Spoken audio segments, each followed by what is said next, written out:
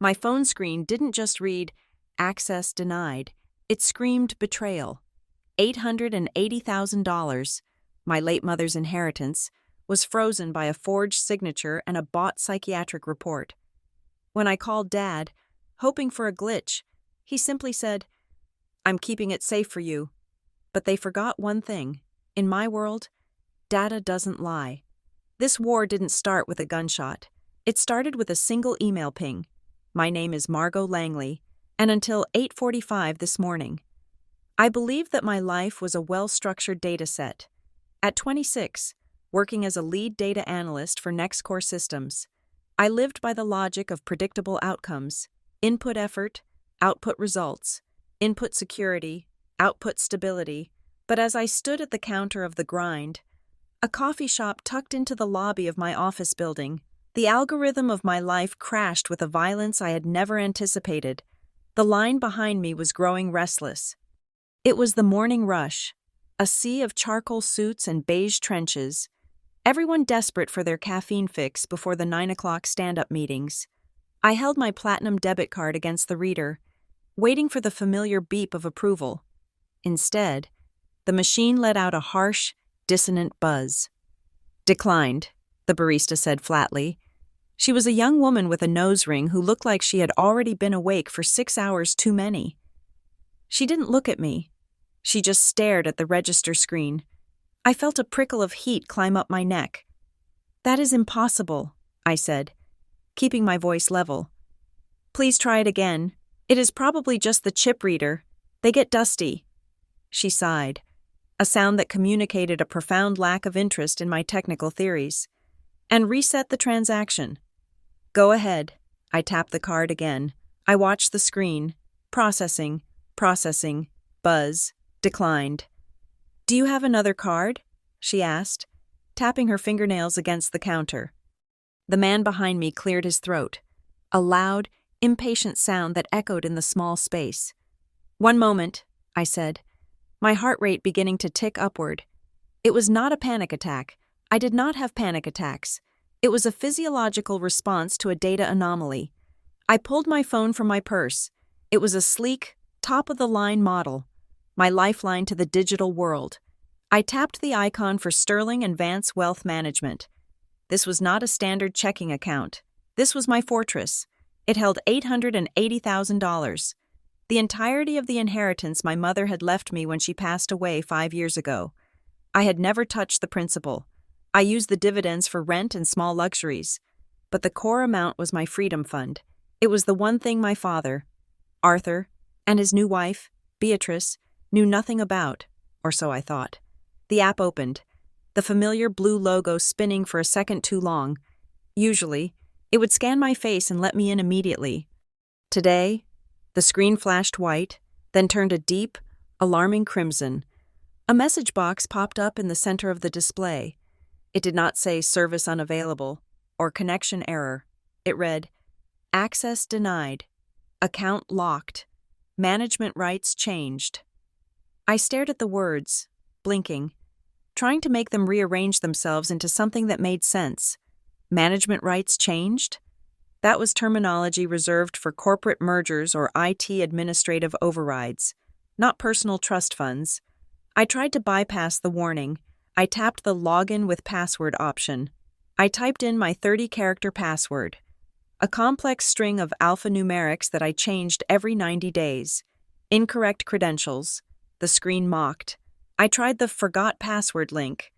A notification banner slid down from the top of my screen. It was an email from the bank's automated system, time-stamped at 3:30 in the morning. Subject: Notice of Authorized Person Update. Dear Ms. Langley, per the instructions received and verified via notarized affidavit of incapacity, your account access has been revoked pending review by the primary conservator. The coffee shop noise, the grinding of beans, the hiss of steam wands, the chatter of the morning crowd seemed to drop away, leaving me in a vacuum of silence. Conservator? Affidavit of incapacity? My hands were trembling now, not from embarrassment, but from a sudden, icy realization. I stepped out of the line. Ignoring the annoyed mutterings of the people I had held up, I walked over to the glass wall overlooking the busy street, turning my back to the room. Logic. I needed logic. Banks made mistakes. Sterling and Vance was a boutique institution. Maybe they had mixed up my file with another Langley. Maybe this was a hacking attempt, and they had locked the account for my protection. I needed to call the bank. I started to dial the priority support line, but my thumb hovered over the contact list. If this was a hack, the bank would already be handling it, but the phrase authorized person update gnawed at me. It implied human intervention. It implied someone I knew, my father. Arthur was my emergency contact. If something had happened to me, if the bank thought I was dead or in a coma, they would call him. I switched tactics. I dialed his number. It rang twice. "Hello, Margot," his voice came through the speaker. It was the tone that stopped me cold. There was no "good morning," no "is everything okay?" It was flat, composed, prepared. It was the voice of a man who had been waiting for the phone to ring. "Dad," I said, pressing the phone tight against my ear to block out the street noise. "Something is wrong with my Sterling and Vance account. I cannot pay for my coffee. The app says my access is denied and mentions a conservator. Did they call you? Is there some kind of system error?" There was a pause on the other end. A pause that lasted exactly 3 seconds too long. "It is not an error, Margot," Arthur said. His voice was incredibly calm, almost soothing, the way one speaks to a frightened animal or a confused child.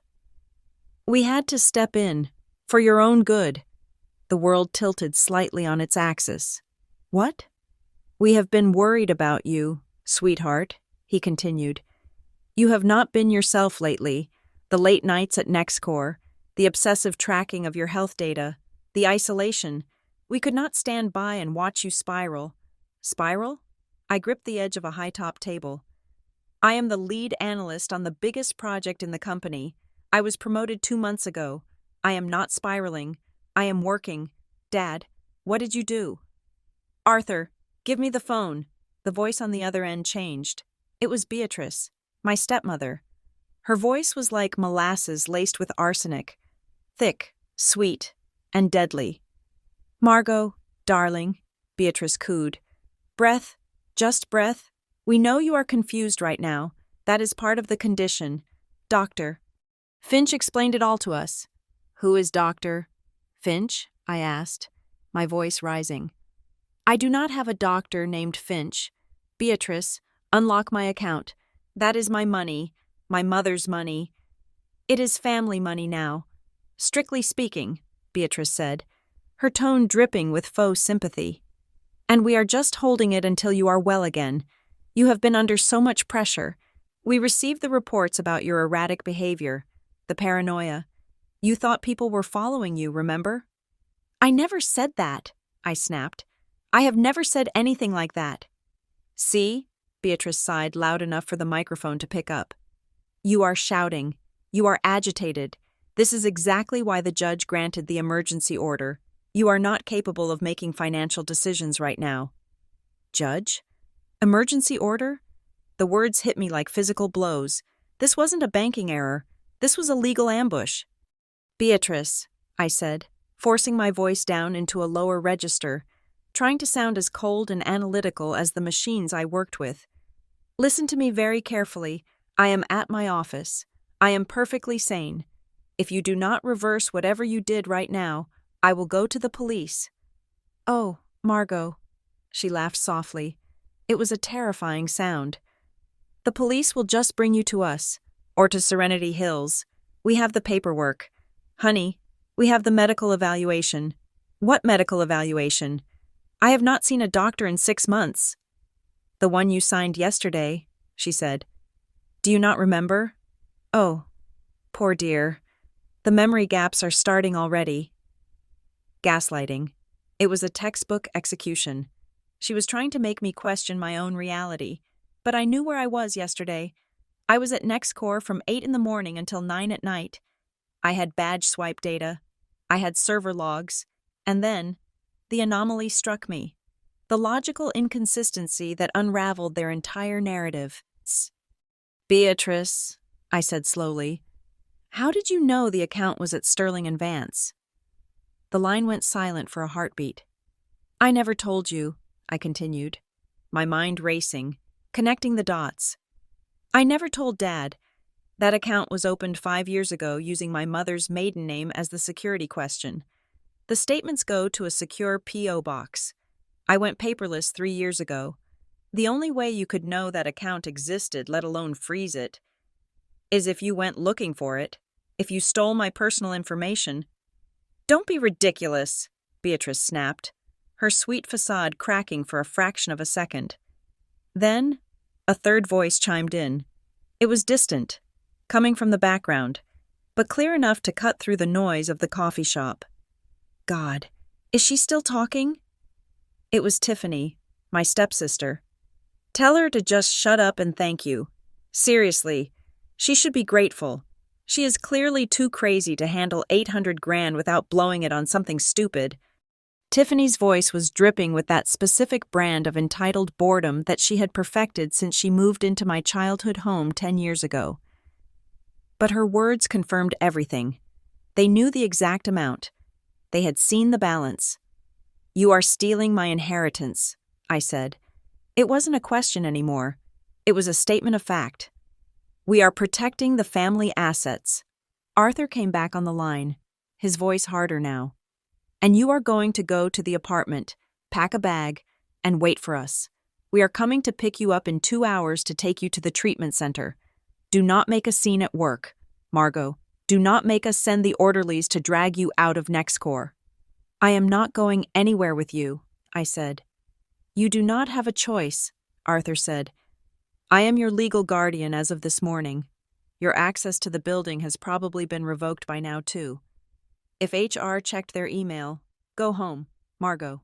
The line clicked dead. I stood there, staring at the black screen of my phone. The coffee shop was still noisy. The barista was still making lattes. The world was still turning. But my reality had been completely overwritten. I looked at the time. 8:52, in 8 minutes. The daily stand-up meeting with the VP of Engineering would start. I was supposed to present the quarterly data projection. It was the meeting that would secure my bonus. I looked at the turnstiles of the NextCore building lobby. Just 20 feet away. My badge was in my pocket. If I walked through there, I could try to work. I could try to pretend this wasn't happening.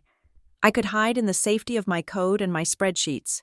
But Arthur was right about one thing. If they had served legal papers to the bank, they might have served them to my employer too. If I walked in there and my badge triggered a red light, if security came to escort me out, that would be the end of my credibility. That would be the scene they wanted. It would be the proof of my instability. No, I turned away from the office. I turned away from the coffee I hadn't paid for. My mind shifted gears.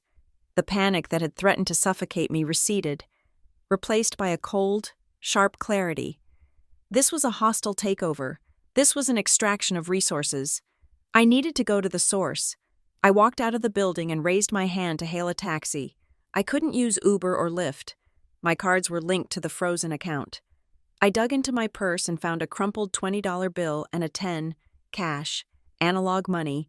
It was all I had in the world right now. A yellow cab pulled up to the curb.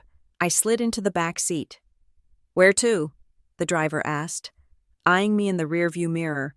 I didn't give him my apartment address. I didn't give him the address of the police station. The police would ask for ID, run my name, see the conservatorship order in the system, and hand me right back to Arthur. I needed to kill the transaction before it became permanent. 42 Wall Street, I said. Sterling and Vance Wealth Management. The driver nodded and pulled into traffic. I sat back, my hands folded in my lap. I didn't cry. Crying was a variable that offered no return on investment. They had the signature, they had the doctors, they had the legal system, but they had made a critical error in their calculation. They assumed that because I was quiet, I was weak. They assumed that because I avoided conflict, I couldn't fight. They thought they were dealing with a daughter. They were about to find out they were dealing with a data analyst. and I was going to audit them until there was nothing left but the truth. The lobby of Sterling and Vance Wealth Management did not smell like money. It smelled like old paper, lemon polish, and the kind of aggressive air conditioning that preserved both floral arrangements and billionaire estates. This was not a place where people came to deposit checks or argue about overdraft fees. There were no teller windows, no velvet ropes, and certainly no lollipops for children. The floor was a continuous expanse of veinless white marble that clicked sharply under the heels of my shoes. Announcing my arrival with an acoustic clarity I would have preferred to avoid. I walked past the security guard, a man whose suit fit better than most of the executives at my company. He gave me a cursory nod, likely assessing the cost of my handbag and my shoes before deciding I was not an immediate threat to the peace. The silence in the room was heavy, a physical weight that pressed against my eardrums. It was a silence designed to intimidate, to remind you that if you had to raise your voice here, you probably did not belong. I approached the reception desk, a slab of dark mahogany that looked like it had been carved from a single ancient tree. The receptionist was a woman of indeterminate age with reading glasses perched on the end of her nose and hair pulled back so tightly it looked painful. "I need to see a senior account manager," I said. My voice sounded too loud in the cavernous space. Immediately, she did not look up from her screen. "Do you have an appointment, miss?" "I do not have an appointment," I said, leaning forward, placing my hands flat on the cool wood of the desk. "I have a portfolio number ending in 492. My name is Margot Langley, and unless you want me to discuss the unauthorized freezing of a nearly 7-figure trust fund in the middle of this lobby, you will find someone to speak with me." The woman stopped typing. She looked up, her eyes scanning my face, then my clothes. She was looking for signs of hysteria. Beatrice had likely warned them. "Watch out for the crazy stepdaughter." I forced my face into a mask of absolute bored neutrality.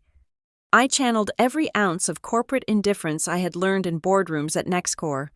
"One moment, Ms. Langley," she said, her tone shifting from dismissive to cautious. She picked up a heavy receiver and murmured something I could not hear. 2 minutes later, a set of frosted glass double doors opened behind the desk. "Ms. Langley?" The man who stepped out was the epitome of private banking. He was tall, wearing a charcoal suit that was tailored to the millimeter. He had the kind of face that was handsome but entirely forgettable, clean-shaven, sharp jawline, eyes that practiced polite detachment. "I am Julian Hayes," he said, extending a hand. "Senior portfolio manager. Please, come back to my office." I shook his hand. It was dry and cool. "Thank you." We walked down a long corridor lined with abstract art that probably cost more than my annual salary. Julian led me into a corner office with floor-to-ceiling windows overlooking the financial district. The room was soundproofed. The bustling city below was reduced to a silent, moving picture. He gestured to a leather chair opposite his desk. "Can I get you anything?" he asked, taking his seat. "Water? Espresso?" "I want to know who accessed my account," I said, ignoring the pleasantries. I sat down, keeping my back straight, refusing to sink into the plush leather. "I want to know why my cards are declined and why my biometric data has been overridden," Julian smiled, a practiced expression meant to de-escalate. "I am sure it is just a misunderstanding. Ms. Langley, security protocols can be triggered by unusual activity. Let me pull up your file." He woke his computer terminal. I watched his fingers fly across the mechanical keyboard. He typed in his credentials, then asked for my full name and social security number. I recited them. "Okay," he said, his eyes scanning the screen. "Let's see what we have here." The silence stretched for 10 seconds, then 20. I watched Julian's face closely. I was trained to look for patterns in data, but I had learned to read people out of necessity. At first, his expression was professional, helpful. Then, his eyebrows pulled together slightly. The polite smile vanished, replaced by a sudden, rigid tension in his jaw. He stopped typing. He did not look at me. He looked closer at the screen, reading something in the fine print. When he finally looked up, the warmth was gone. The customer service mask had been replaced by the cold, hard stare of a risk assessor. "Ms. Langley," Julian said, his voice dropping an octave, "I am afraid I cannot reactivate your access today." "Why not?" I demanded. "Is it a fraud alert? I can verify my identity right now. I have my passport, my driver's license, my work ID." "It is not a matter of identity verification," Julian said slowly. Measuring every word, he folded his hands on the desk, creating a physical barrier between us. "The account status has been updated to reflect a court-ordered mandate, specifically an emergency conservatorship." The air left the room. I felt a cold prickle in my fingertips. Conservatorship. It was the nuclear option. It was what happened to elderly people with dementia or celebrities who had public breakdowns. It strips a person of their legal autonomy. "That is impossible," I said. "I am 26 years old. I am employed full-time. I have no history of mental illness. According to the documentation filed with our legal department this morning, that is not accurate," Julian said. He turned his monitor slightly away from me, guarding the information. "We received a certified court order granting temporary guardianship of your assets to Mr. Arthur Langley, effective immediately. Based on what grounds?" I asked, my voice trembling slightly despite my best efforts. Julian hesitated. He looked at me, really looked at me, searching for the instability the paperwork claimed was there. "Medical incapacity," he said. "The order cites an immediate danger to self and assets due to acute substance-induced psychosis." I laughed. It was a short, sharp sound that bordered on hysterical. But I choked it back. "Substance-induced? I drink 2 glasses of wine a week. I have never touched a drug in my life. Show me the order." "Ms. Langley, these are internal." "Show me the order." I slammed my hand on his desk. The sound cracked through the polite silence of the office. "It is my life you are talking about. If you are going to deny me access to my own mother's money, you will look me in the eye and show me the document that says I am crazy." Julian held my gaze for a long moment. He was assessing the risk.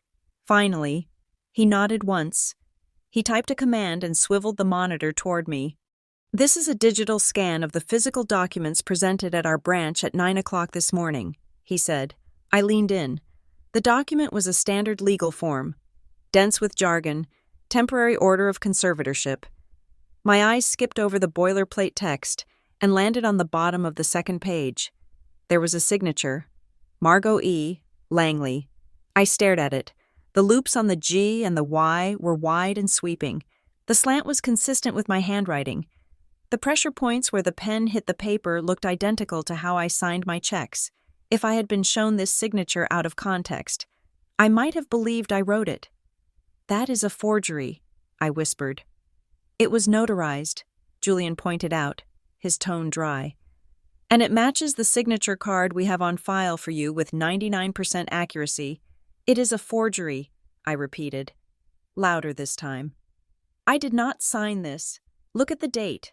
Yesterday. I was at work yesterday. I was in meetings. I was coding." "The document was accompanied by a supporting affidavit," Julian said, ignoring my defense. He clicked to the next page. It was a medical report. The header read, "Serenity Hills, Rehabilitation Behavioral Health Center. Patient name, Margot Langley. Date of admission, January 26th. Diagnosis, acute chemical dependency, paranoid delusions, inability to manage financial affairs. Attending physician, Dr. Robert Finch." "Serenity Hills?" I read the name out loud. "I have never heard of this place. Where is it?" "It is a private facility upstate," Julian said. "Expensive, very discreet." "I was not there," I said, looking up at him. "Julian, listen to me. This report says I was admitted yesterday. Voluntary admission. That means I walked in there and signed myself up. But I was at my office in downtown until 9 in the evening. I have badge swipes. I have witnesses." Julian's expression did not soften. In his world, paperwork was truth. Reality was secondary. If you were admitted yesterday and then left against medical advice or were discharged, that creates a complex legal situation. But the bank's position is clear. We must honor the court order until it is overturned by a judge.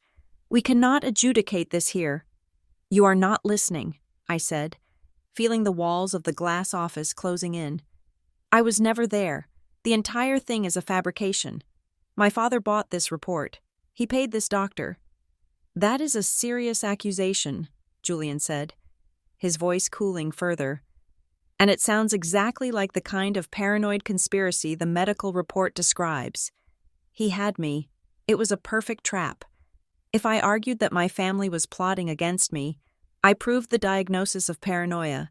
If I stayed silent, I accepted the conservatorship. Beatrice had planned this perfectly.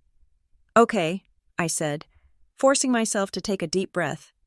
Okay, let us assume for a moment that the order is valid. A conservatorship protects the assets, right? It keeps the money safe. It does not mean my father can just spend it. Julian shifted in his chair. He looked uncomfortable for the first time. He reached for his mouse and clicked another tab. Under normal circumstances, yes, he said. The assets would be frozen in place. However, the order grants the conservator emergency liquidity powers to transfer funds for the purpose of secure asset restructuring to prevent the ward from dissipating the wealth. What does that mean in English? I asked. Julian pointed to a line item at the top of the screen. It was highlighted in yellow. Status, pending. Amount, $800,000. Destination, the Langley family, Revocable Living Trust. He is moving it, I said. The realization hit me like a physical blow to the stomach. He is not freezing it. He is draining it. He initiated a wire transfer 45 minutes ago, Julian confirmed, to a newly established trust at a different bank. Since he has the legal authority as your conservator, the system allowed the request. Stop it, I said. Cancel it, right now. I cannot, Julian said. The request has been authorized by the account holder of record, which is now your father. I am the account holder. I stood up. That is my mother's money. He has no right. Sit down, Ms. Langley, Julian said sharply. Or I will call security. I froze. I looked at the door. I looked at the security camera blinking in the corner of the ceiling. If I got thrown out, I lost. If I got arrested, I lost. I slowly sat back down. Tell me about the status, I said, my voice barely a whisper. It says pending. Why is it pending? Julian hesitated, then seemed to decide that giving me technical information was safer than arguing. For transactions over $500,000, there is a mandatory 4-hour clearing period for anti-money laundering checks. It is a federal regulation. The transfer is in the queue. 4 hours? I calculated. He initiated it at 9. That means it will execute at 2 o'clock this afternoon, Julian said. He glanced at the expensive watch on his wrist. You have approximately 4 hours and 12 minutes. And if it executes? Then the funds leave Sterling and Vance, Julian said. Once they hit the receiving bank, they are out of our jurisdiction. We cannot claw them back. If you want to dispute it then, you will have to sue your father in civil court. Litigation like that can take years, and since the receiving trust is likely under his sole control. He did not have to finish the sentence. If the money left this building, it was gone.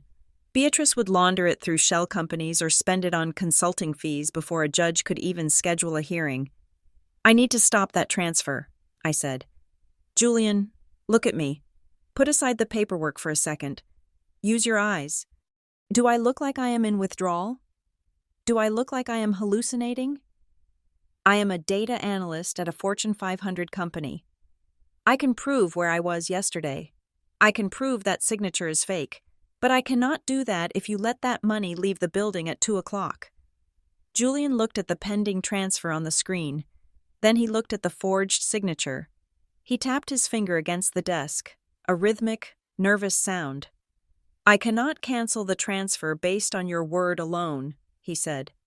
My job is to protect the bank from liability. If I freeze a legal order from a court-appointed guardian, I can be fired, the bank can be sued. And if you facilitate a fraudulent theft of nearly $1 million, I countered, what happens then? When I prove that my father committed wire fraud and identity theft, and that Sterling and Vance helped him do it because you did not want to ask a few hard questions? How will that look for your liability? It was the first time I saw a crack in his armor. The word fraud made him flinch. Bankers were not afraid of sad stories. They were afraid of federal investigations. "What are you asking me to do?" Julian asked, his voice low. "I am asking you to trigger a fraud investigation," I said. "You have a protocol for this. If a client alleges identity theft or duress, you can place a temporary hold on outgoing wires. Just a hold, not a cancellation. Just pause the clock." Julian sighed. He rubbed his temples. "To trigger a level 1 fraud alert on a conservatorship account, I need more than a verbal allegation. I need significant evidence that contradicts the legal documents on file. Substantial, material proof that the basis of the court order is false." "You want proof?" I stood up again, but this time with purpose. "You said the order is based on me being in a rehab center yesterday. If I can prove I was not there, if I can prove I was somewhere else, with irrefutable data, will that be enough to pause the wire?" Julian considered this. He looked at the clock. "If you can provide a verified alibi that covers the time of the alleged admission and the signing of these documents, I can justify a 24-hour hold to legal, but it has to be solid. No witness statements from friends, no handwritten notes. I need hard data." "Hard data is what I do," I said. "You have until 2 o'clock, Julian said. "But Ms. Langley?" "Yes?" "Do not leave the building," he said. "If you leave, and your father calls and asks if you were here, I have to tell him, and if he knows you are challenging the order, he might try to accelerate the transfer or escalate the situation." "I am not leaving," I said. "I am going to sit right here, and I am going to tear their story apart, piece by piece." Julian nodded slowly. He reached for his phone. "I will tell reception to hold your calls. You better get to work." I pulled my laptop out of my bag. The battery was at 82%. The Wi-Fi signal was strong. The glass wall of the office separated me from the city, from my life, from the people who were supposed to love me. But inside this room, it was just me and the machine, and for the first time all morning, I stopped shaking. The countdown had started. 2 o'clock. 4 hours to disprove a lie that had been crafted to destroy me. I opened my terminal. I cracked my knuckles. "Let's see what you left behind." "Beatrice," I whispered. I hit enter. The hunt began. "Freeze it," I said. My voice was no longer the polite, inquiring tone of a client. It was the flat, executable command of a system administrator dealing with a critical failure. "Right now, I am formally alleging fraud under the Banking Regulation Act. If that money moves 1 inch, I will hold you personally liable for negligence." Julian Hayes blinked. The threat hung in the air between us, vibrating against the glass walls of his office. He looked at the pending transfer on his screen, $800,000 hovering in digital purgatory, and then back at me. He was sweating. I could see a faint sheen of moisture on his upper lip. "Ms. Langley," he began, his voice tight. "I want to help you. I really do. But you have to understand my position. I am looking at a court seal. It has a judge's signature. It has a stamp from the county clerk. If I freeze a legal conservatorship account based on a hunch, I am violating a court order. That is contempt. That is immediate termination for me." "It is not a hunch," I snapped, turning my laptop around so he could see the screen. "It is data, and data does not lie. People lie, lawyers lie, my father lies. But the server logs at NextCore do not." Before Julian could respond, the heavy oak door to the office swung open. It did not just open, it swept inward with the force of an arrival. A woman stood there. She was perhaps 60, wearing a cream-colored Chanel suit that cost more than my first car. Her hair was silver, cut in a sharp, merciless bob, and her eyes were the color of steel. She did not look like a banker. She looked like the person who owned the bankers. "Eleanor," Julian said, scrambling to his feet. He looked like a schoolboy caught with a comic book. "I did not know you were in the building." "I am always in the building when $800,000 attempts to leave it under suspicious circumstances," the woman said. Her voice was low, raspy, and commanded absolute silence. She walked into the room, ignoring Julian, and stopped in front of me. "I am Eleanor Vance. My grandfather built this bank on the principle that we protect our clients' wealth, sometimes even from themselves. You are Margot Langley?" "I am," I said. Standing up to meet her gaze, I did not flinch. "And I'm currently being robbed by my family using your bank as the getaway car." Eleanor Vance studied me for a long moment. She was looking for the twitch, the slur, the erratic pupil dilation that the medical report claimed I had. She saw none of it. She saw a woman in a tailored blazer who was ready to burn the world down to get to the truth. "Sit down, Julian," she said, without looking at him. She pulled a chair up next to me. "Ms. Langley, you are making a very serious accusation. You are claiming that a filed court order is fraudulent. To prove that, we need more than your word. We need an alibi. The medical report says you were admitted to Serenity Hills yesterday morning at 10 o'clock and remained there under heavy sedation for 24 hours. Where were you?"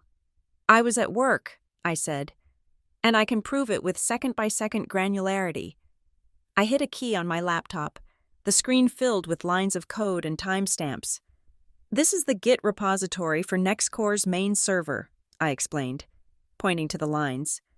"I am a lead analyst. Every time I write a line of code, every time I access a database, it is logged. Look at the timestamps.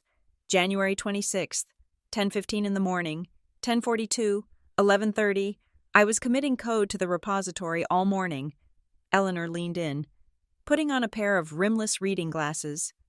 "Could someone else have used your login credentials?" "Possible," I conceded, "but unlikely. We use two-factor authentication.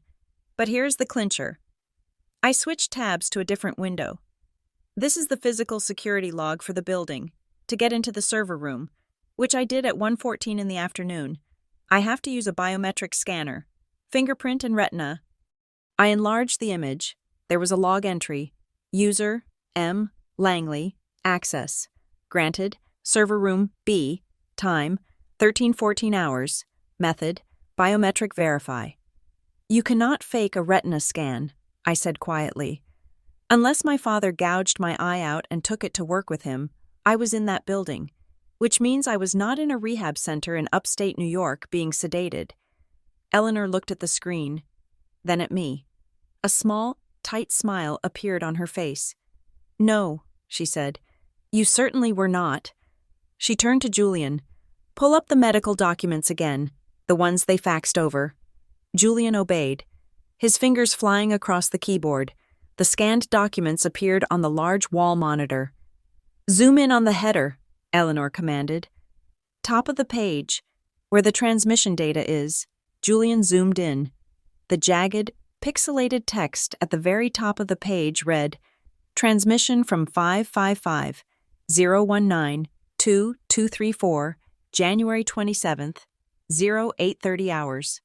"That is the fax number," Julian said. "Area code matches the region for Serenity Hills. Run a reverse lookup on the number," Eleanor said. "Right now." Julian opened a browser window and typed in the number into a commercial database. He hit enter. The wheel spun for a second. "It is not a hospital line," Julian said, his voice dropping. "It is registered to a business called the Copy Palace." "The Copy Palace?" I asked. "It is a chain of self-service print and shipping centers," Julian said, reading from the screen. "Located in strip malls." "So," Eleanor said, her voice turning icy, "we are to believe that a high-end, exclusive psychiatric facility Sends its confidential patient records and court orders from a 24-hour copy shop next to a dry cleaner? They forged it, I said, the pieces clicking together in my mind. They printed the letterhead, they faked the doctor's signature, and because they did not want to leave a digital trail from their home scanner, they went to a public shop to fax it. Amateurs, Eleanor muttered. Greedy, sloppy amateurs. Julian, check the IP address of the online banking session, the one that initiated the transfer this morning. Julian switched screens again. Session ID 492 Alpha, IP address traces to... He paused, frowning. It is a public Wi-Fi network. Bean and Leaf Roasters. I let out a harsh laugh. Of course it is. You know it? Eleanor asked. It is 3 blocks from my father's townhouse. I said. He goes there every morning to read the paper because he is too cheap to pay for his own high-speed internet. He initiated the transfer while sipping his morning cappuccino. Wait, Julian said. There is more. I am looking at the contact information update they submitted with the conservatorship. They changed the primary notification number to this mobile number. He pointed to a string of digits on the screen. I looked at it. It wasn't my father's number. It wasn't our home landline. But it triggered a memory. A specific, annoying memory of Beatrice haggling with antique dealers at flea markets, using a separate phone so she wouldn't get spam calls on her main line. That is Beatrice, I said. That is her burner phone. She uses it for marketplace transactions. She must have put it on the form so that if the bank called to verify anything, she would be the one to answer, not Dad. She trusts no one, not even him. The room fell silent. The evidence was no longer circumstantial. It was overwhelming. The biometric data proved I wasn't in the hospital. The fax header proved the medical documents were fraudulent. The IP address placed the conservator at a coffee shop, and the phone number tied it all directly to my stepmother. Eleanor Vance stood up. She walked over to the window and looked out at the city. When she turned back, the banker was gone. The predator was there. They think they are clever, Eleanor said softly. They think Sterling and Vance is a passive vault that just hands over money because someone waves a piece of paper with a stamp on it. They have insulted my intelligence, and they have insulted my bank. She looked at Julian. Kill it. Cancel the transfer? Julian asked, his hand hovering over the mouse. No, Eleanor said sharply. Do not cancel it. If you cancel it, they will get a notification. They will know the jig is up. They will run, or they will destroy evidence. We need to catch them. We need to hold them here until the authorities arrive. So what do I do? Julian asked. Initiate a red alert protocol, Eleanor ordered. Keep the interface on the client side looking normal. On their app, it should still say pending or processing. Make them think the money is moving. But on the back end, sever the connection to the SWIFT network. Hard block. That money does not leave our ledger, not a single cent. Sandbox mode, Julian nodded, understanding immediately. I will route the display to a dummy server. It will look real, but it is just a simulation. Exactly, Eleanor said. Margot, are you ready to take the next step? What is the next step? I asked. Eleanor reached into her briefcase and pulled out a single sheet of heavy, cream-colored paper. She slid it across the desk toward me. It was an affidavit of fraud and identity theft. Up until this moment, Eleanor said, this is a messy family dispute. We can stop the transfer, slap their hands, and send you home to fight it out in probate court. But if you sign this paper, you are formally accusing Arthur Langley and Beatrice Langley of federal wire fraud, bank fraud, and forgery. Once you sign this, there is no going back. The bank becomes the plaintiff alongside you. We will call the FBI. We will call the district attorney. Your father will leave this building in handcuffs. She looked me dead in the eye. Are you prepared to do that to your father? I looked at the paper. I thought about the phone call this morning. I'm keeping it safe for you. I thought about Beatrice's laugh. I thought about Tiffany wearing my mother's watch. They hadn't just tried to take my money. They had tried to take my sanity. They had tried to erase me. I picked up the heavy fountain pen from Julian's desk. The metal was cold against my skin. "He is not my father," I said, my voice steady. "He is just a man who shares my DNA and tried to sell me out for a retirement fund." I uncapped the pen. The nib scratched against the paper. A loud, definitive sound in the quiet office. I signed my name, Margot E. Langley.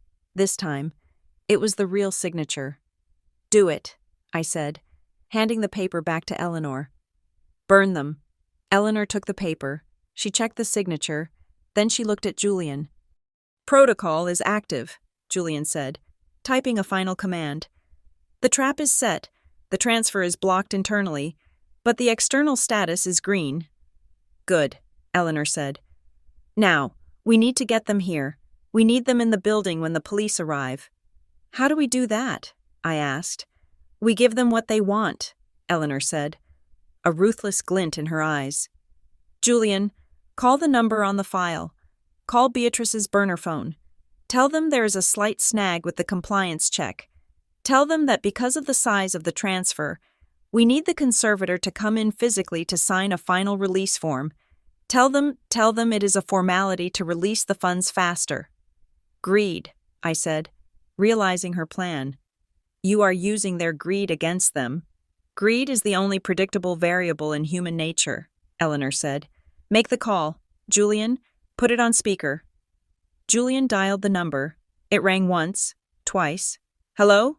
Beatrice's voice came through, sharp and suspicious. "Mrs. Langley?"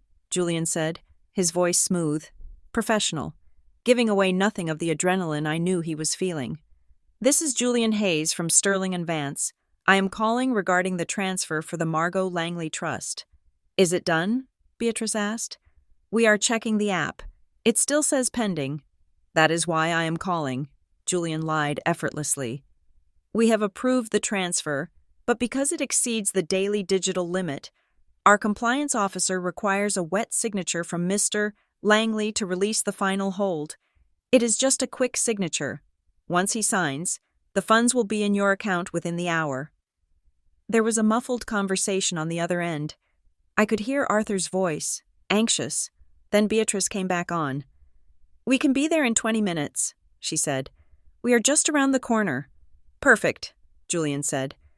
"We will have the papers ready. Please bring the patient. Bring Margot's identification documents as well." "We will be there," Beatrice said. Click. The line went dead. Julian looked up. Exhaling a breath he seemed to have been holding for 5 minutes. "They are coming." 20 minutes, Eleanor said, checking her watch. "That gives us exactly enough time to get the Economic Crimes Unit here. Julian, clear the conference room, the one with the one-way mirror." She turned to me. "You are going to wait in the observation room. Margot, you will see everything. You will hear everything, but they will not know you are there until the trap snaps shut." I nodded. My hands were finally steady. The panic was gone, replaced by a cold, dark sense of anticipation. "I want to see their faces," I said. "When they realize the account is empty, I want to see it." "You will," Eleanor promised. "Now, let's go. We have a stage to set." I closed my laptop. The screen went black, but the little green light of the hard drive blinked once more, like a wink. The data had done its job. Now it was time for the law to do its. I followed Eleanor Vance out of the office. The click of our heels on the marble floor sounded like the ticking of a clock that was counting down the last 20 minutes of my father's freedom. The atmosphere in the conference room shifted the moment Eleanor Vance made the call.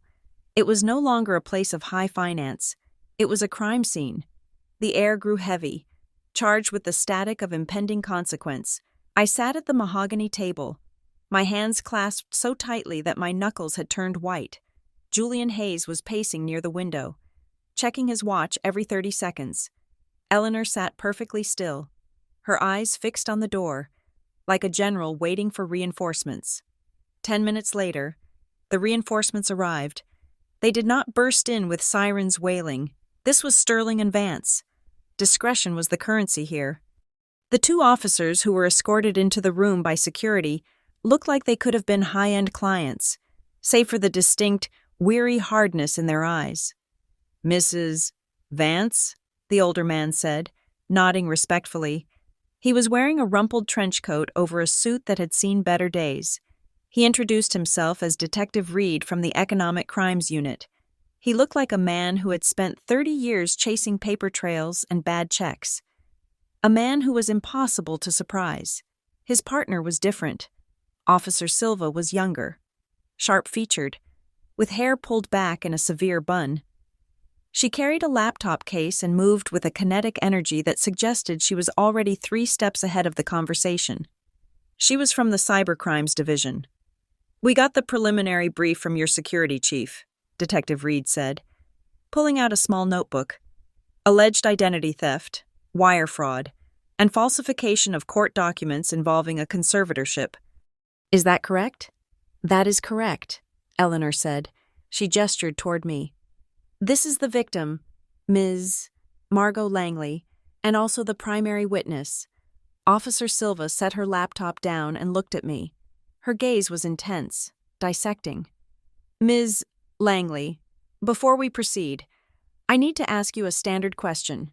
Are you currently under the influence of any narcotics or prescription medication that would impair your judgment?" "No," I said clearly.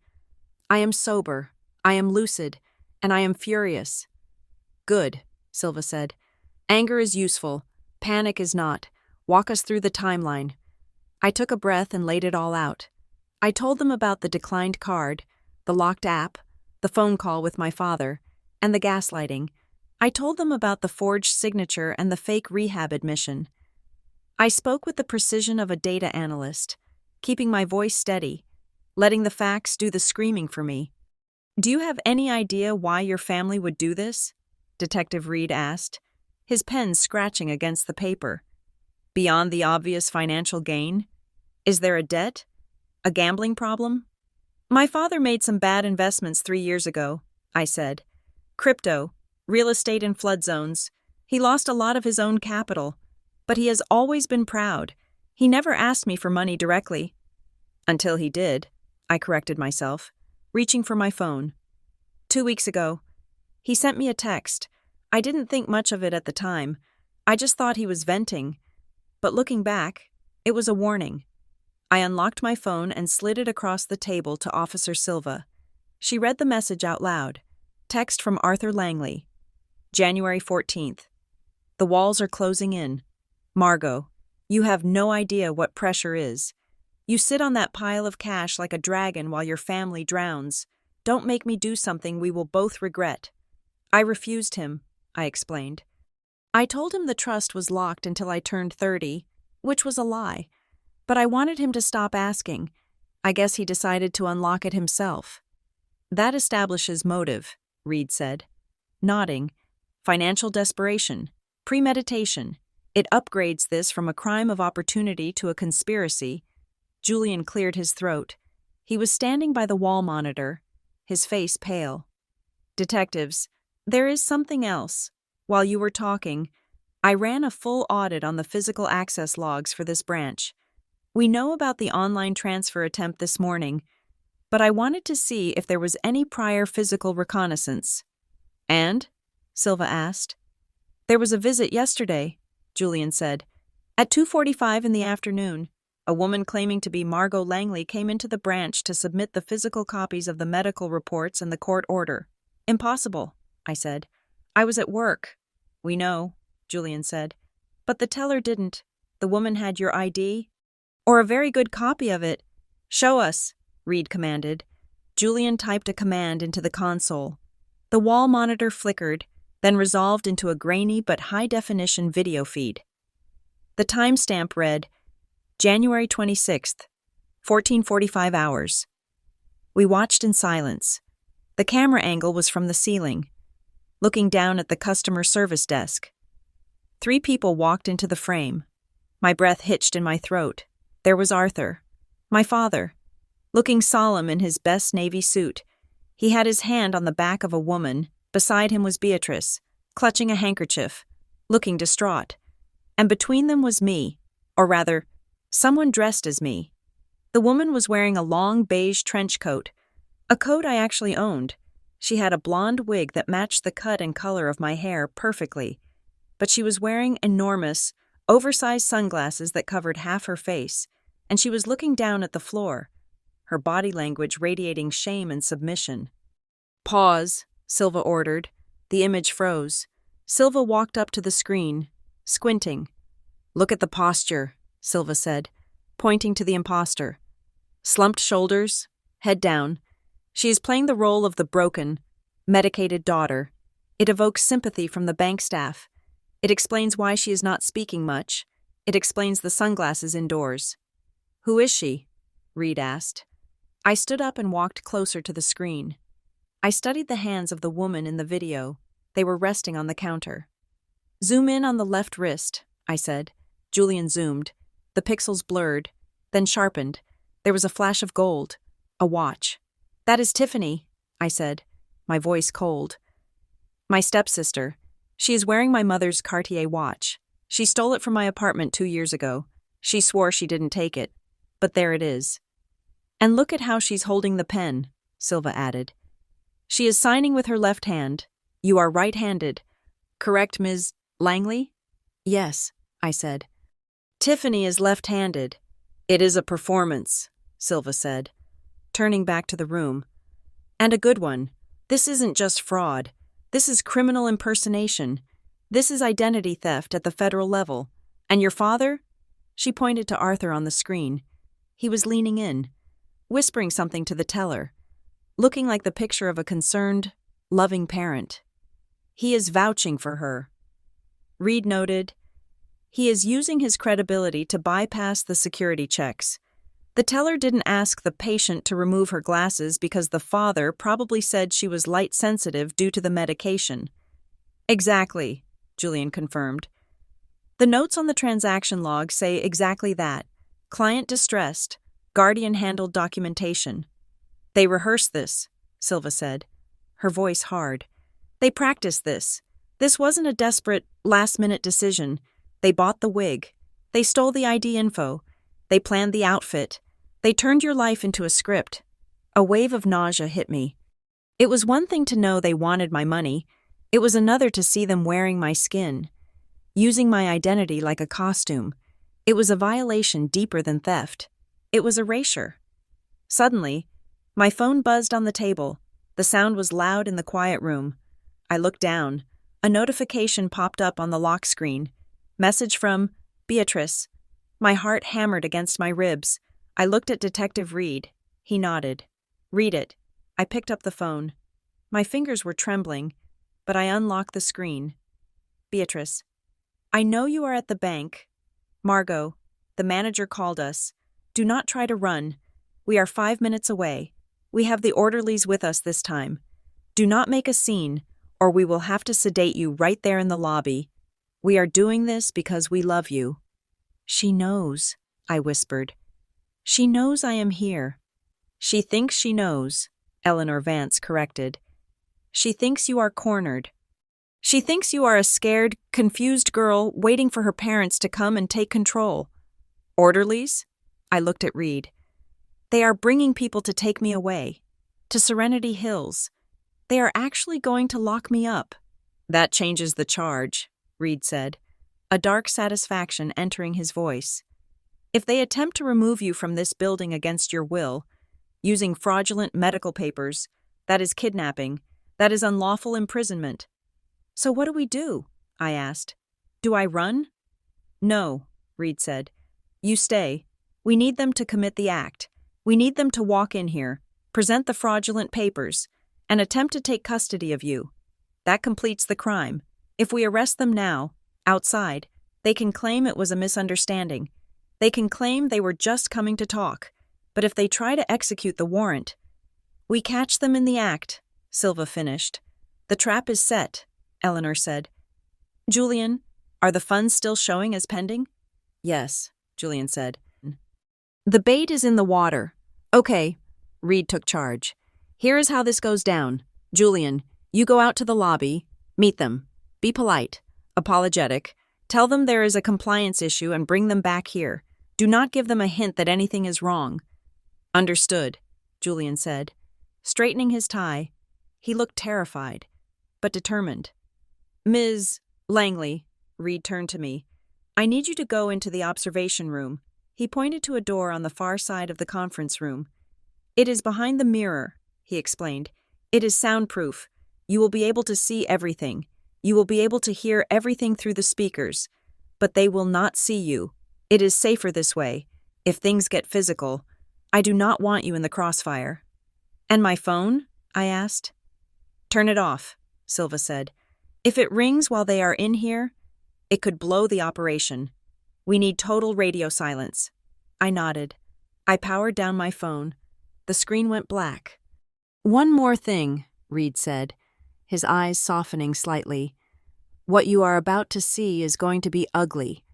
When people get caught, when their lies collapse, they get desperate. They might say things about you, hurtful things. Do not listen to the words. Just watch the law work. I have heard enough words from them, I said. I am ready for the silence. Go, Reed said. I walked across the room and opened the heavy door to the observation booth. I stepped inside. It was a small, dark strip of a room, illuminated only by the light coming through the one-way glass. I looked out into the conference room. It looked like a stage set. The empty chairs, the polished table, the silence. Detective Reed sat at the far end of the table, looking like a bored lawyer. Officer Silva moved to a corner, opening her laptop, blending into the background like a stenographer. I pressed my hand against the cold glass. From this side, it was a window. From their side, it was a mirror. They would walk in and see only their own reflections. They would see their own greed staring back at them. I checked my watch. 2 minutes until the appointment. My father was coming. Not to save me, not to hug me. He was coming to sell me, but this time, the product was not for sale. I stood in the darkness, breathing slowly, waiting for the door to open. The hunter had become the ghost, and the ghost was about to haunt them. The silence in the observation booth was heavy. A pressurized vacuum that seemed to amplify the sound of my own breathing. Through the one-way glass, the conference room was a brightly lit stage, empty of actors, but filled with the props of their destruction. Detective Reed sat at the head of the table, his posture deceptively relaxed, while Officer Silva and Julian stood huddled around the main monitor, their faces illuminated by the cold blue light of the screen. I stood in the darkness, watching them. My phone was dead in my pocket, a brick of silence. There were no more notifications to read, no more gaslighting texts to decipher. There was only the wait, and in the waiting, the mind tends to sharpen, to focus on the microscopic details that usually blur into the background of daily life. Run it back, I heard Officer Silva say.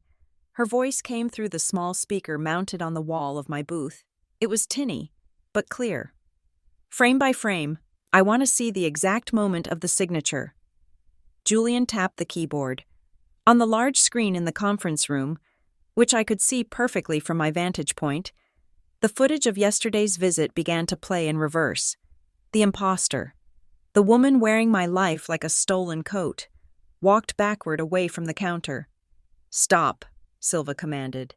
Forward, quarter speed. The video crawled forward. I watched the imposter approach the desk again. My father, Arthur, was a hovering presence at her shoulder, his hand placed protectively, or perhaps controllingly, on her back. Beatrice stood slightly behind, clutching her handbag with a tension that I now recognized not as grief, but as fear of exposure. But my eyes were drawn to the girl, to the imposter. She was good. I had to give her that. The slump of the shoulders was a perfect imitation of someone under heavy sedation. The way she kept her head down, letting the oversized sunglasses shield her eyes from the teller, was a masterclass in deflection. But physics is a cruel mistress to liars. There, Silva said, pointing at the screen.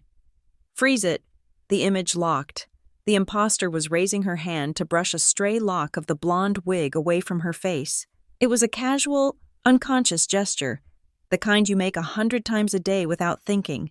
But in doing so, the sleeve of the beige trench coat, my trench coat, slipped down just an inch. In the high-definition freeze frame, caught in the unforgiving glare of the bank's security halogen, something glinted. I stepped closer to the glass. Pressing my forehead against the cold surface, it was a watch, a small, delicate timepiece with a rectangular face and a distinct braided gold band. "Zoom," Silva ordered. The pixels expanded. The image became grainy, then sharpened as the software interpolated the data. The watch face was blurry, but the band was unmistakable. It was a vintage Cartier tank, a 1970s model with a sapphire cabochon on the winding crown. My breath hitched in my throat, a ragged sound that no one else could hear. My mother had worn that watch every day of her life. She had been wearing it the day she died in the hospice care unit. It was the one object I had asked for, the one tangible piece of her that I kept on my nightstand.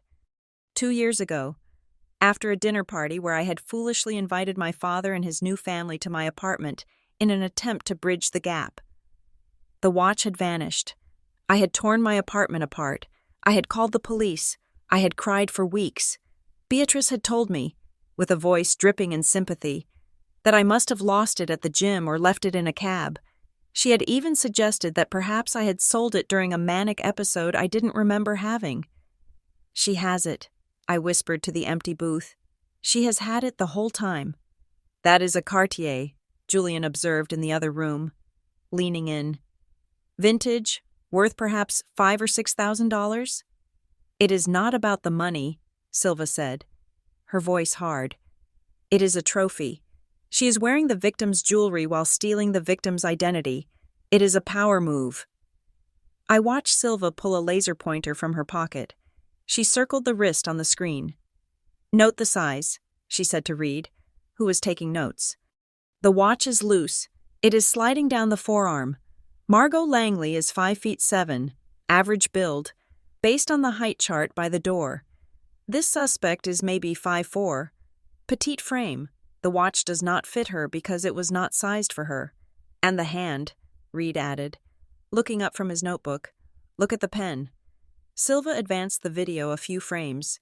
The imposter was signing the affidavit of incapacity. She was holding the pen in her left hand, the nib hooked inward in that distinct way southpaws often write to avoid smudging the ink. "Margot is right-handed," Julian confirmed, looking at his own files on the desk. "I have seen her sign documents for 5 years, always the right hand." "Tiffany is left-handed," I said aloud. I remembered watching her eat dinner, her elbow always bumping mine at the table until Beatrice made me move seats. I remembered her struggling with scissors that were designed for right-handed people. "We have a positive ID on the suspect," Silva announced. "Tiffany Langley, stepsister of the victim. The physical discrepancies are conclusive. The handedness is the smoking gun for the impersonation charge." "But we need to nail the parents," Reed said, tapping his pen against the table. "Tiffany is the pawn. We need to prove Arthur and Beatrice were not just bystanders, but architects." "I have something for that," Julian said. He moved to the audio console. I pulled the recording of the voice verification call from yesterday morning. This was the call that authorized the initial access change, before they came in person. "Play it," Reed said. Julian hit a button.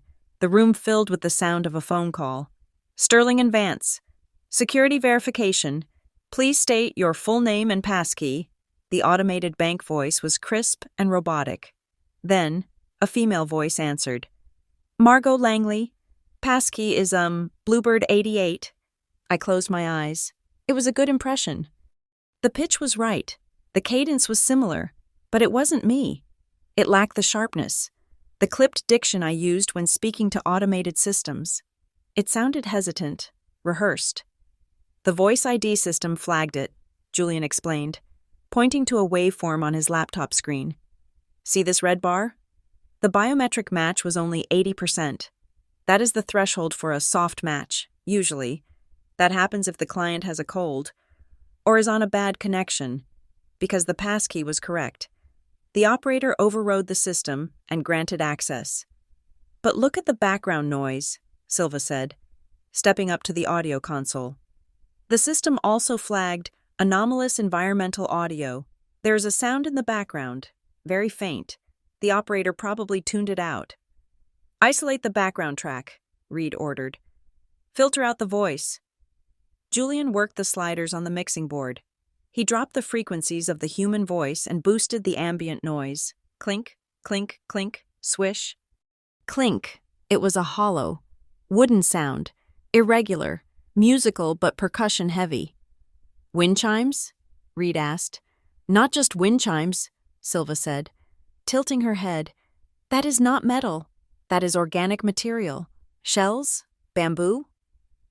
I opened my eyes in the darkness. The sound triggered a visceral memory. The front porch of my father's townhouse in the suburbs.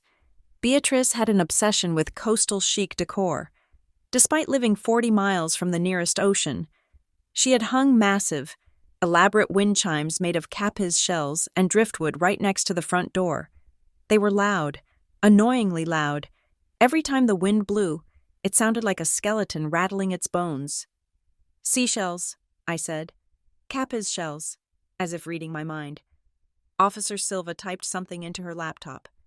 I am pulling up the Google Street View of the Langley residence. Arthur and Beatrice Langley. Let's look at the porch. The image popped up on the main screen. It was a sunny day in the suburbs. The townhouse was pristine, and there, hanging prominently by the front door, were 3 large, cascading sets of white shell wind chimes. Bingo, Silva said.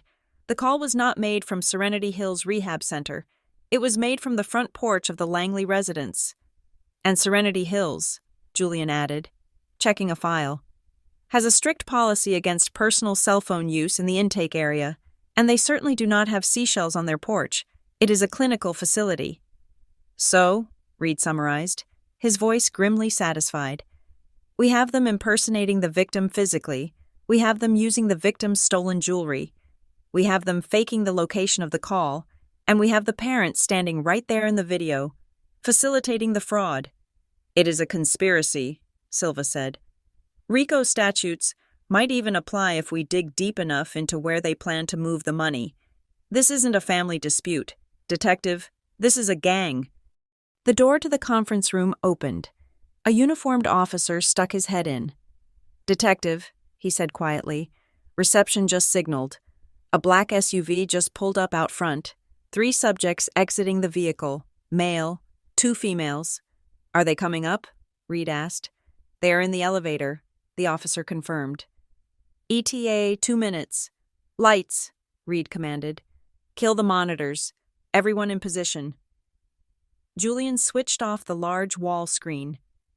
The image of the shell wind chimes vanished, replaced by the blank, gray slate of the monitor.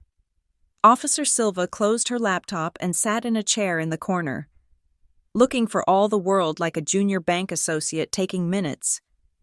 Julian sat at the head of the table, arranging a stack of papers, the bait.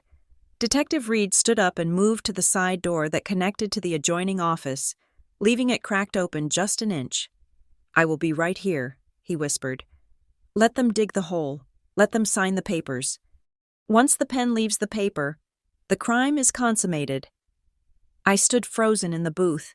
My heart was hammering against my ribs like a trapped bird. This was it.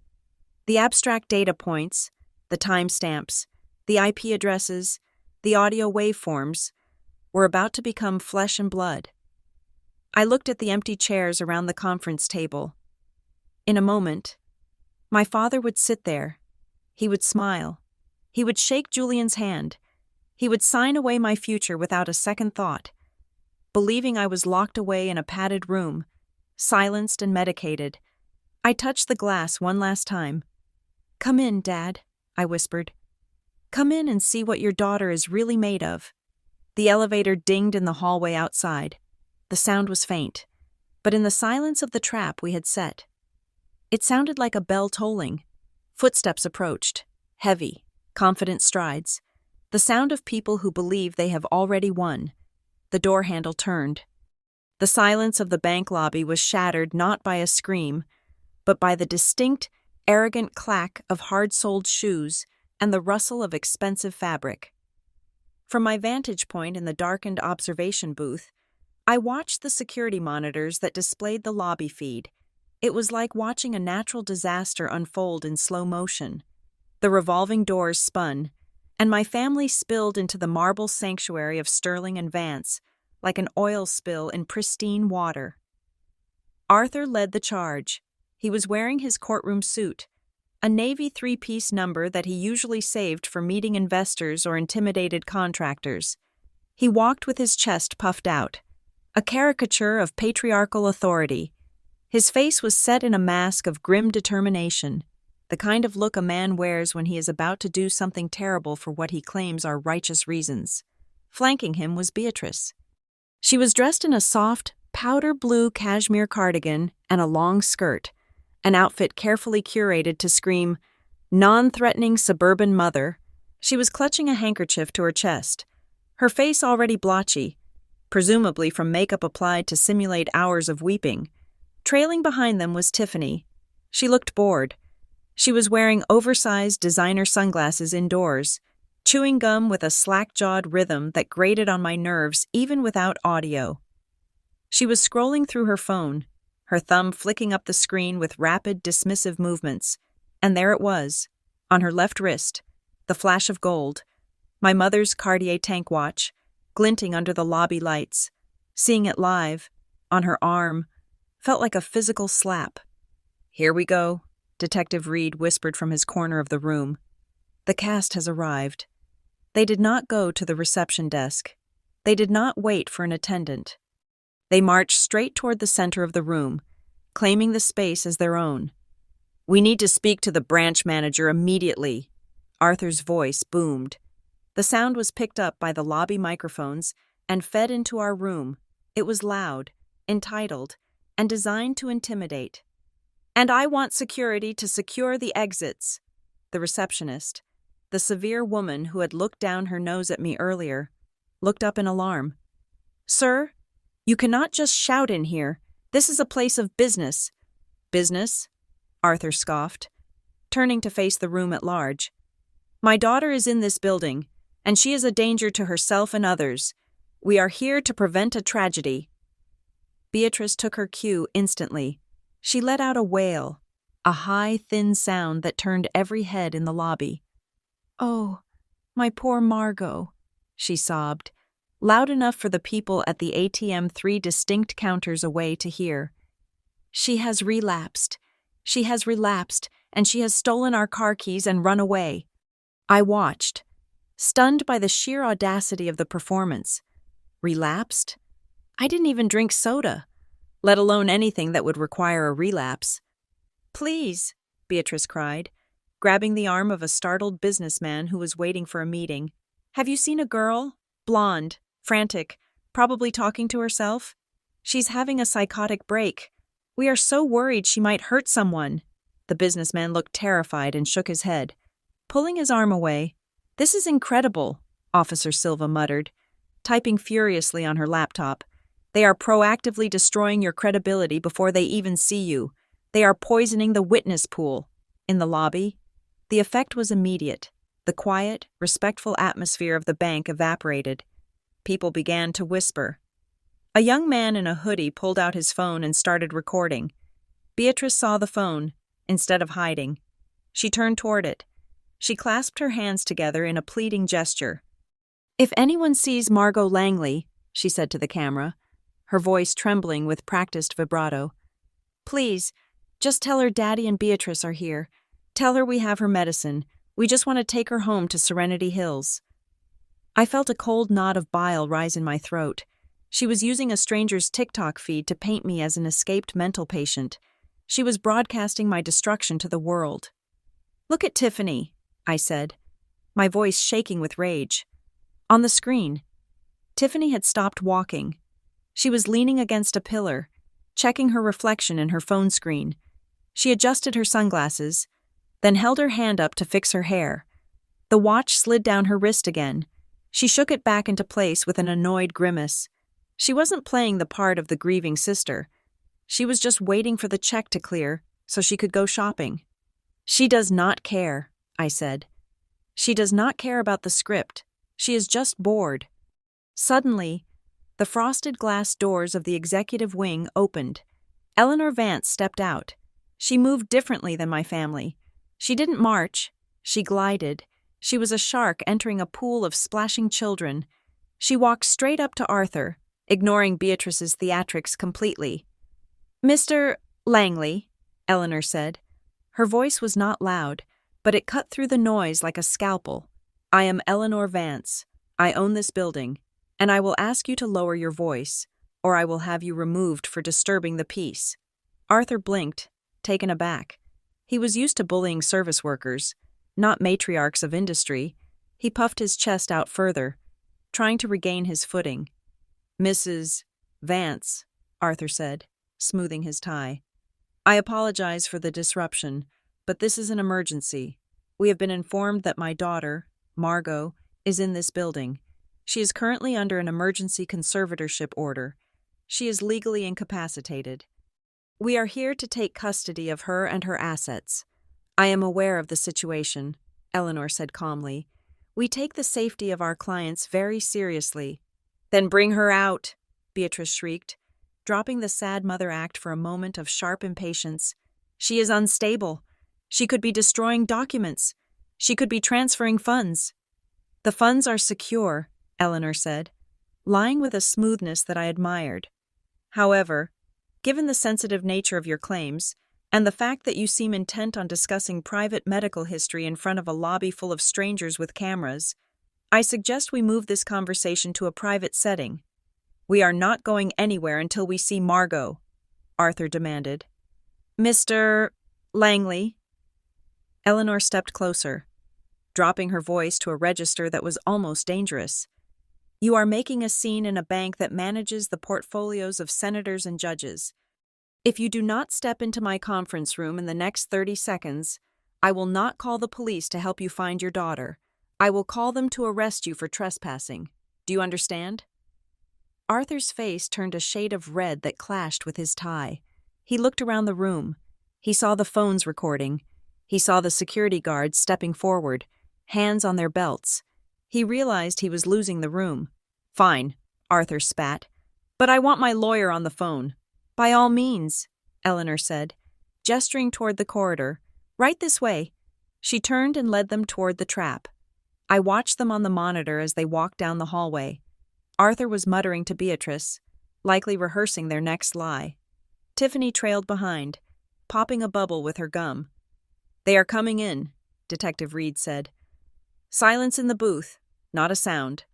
I stepped back into the shadows of the observation room. The door to the conference room, the room directly in front of me through the glass, opened. Eleanor walked in first, taking a seat at the head of the table. Julian was already there, standing by the window, looking pale but composed. Then they entered. Seeing them in person, separated only by a pane of glass, was visceral. I could see the sweat on Arthur's forehead. I could see the caked foundation settling into the wrinkles around Beatrice's eyes. I could see the smudge of lipstick on Tiffany's teeth. They looked small. They looked tacky. They looked like what they were, grifters in expensive clothes. Arthur threw his briefcase onto the mahogany table with a loud thud. He didn't sit down. He paced the length of the room, radiating nervous energy. "Where is she?" Arthur demanded, turning on Julian. "You said on the phone she was here. You said there was a compliance issue." "She is in the building." "Mr. Langley," Julian said, his voice steady. "She is currently in the restroom. She was quite distressed when we told her the transfer was pending." "Distressed?" Beatrice let out a harsh, cruel laugh. She sat down and crossed her legs.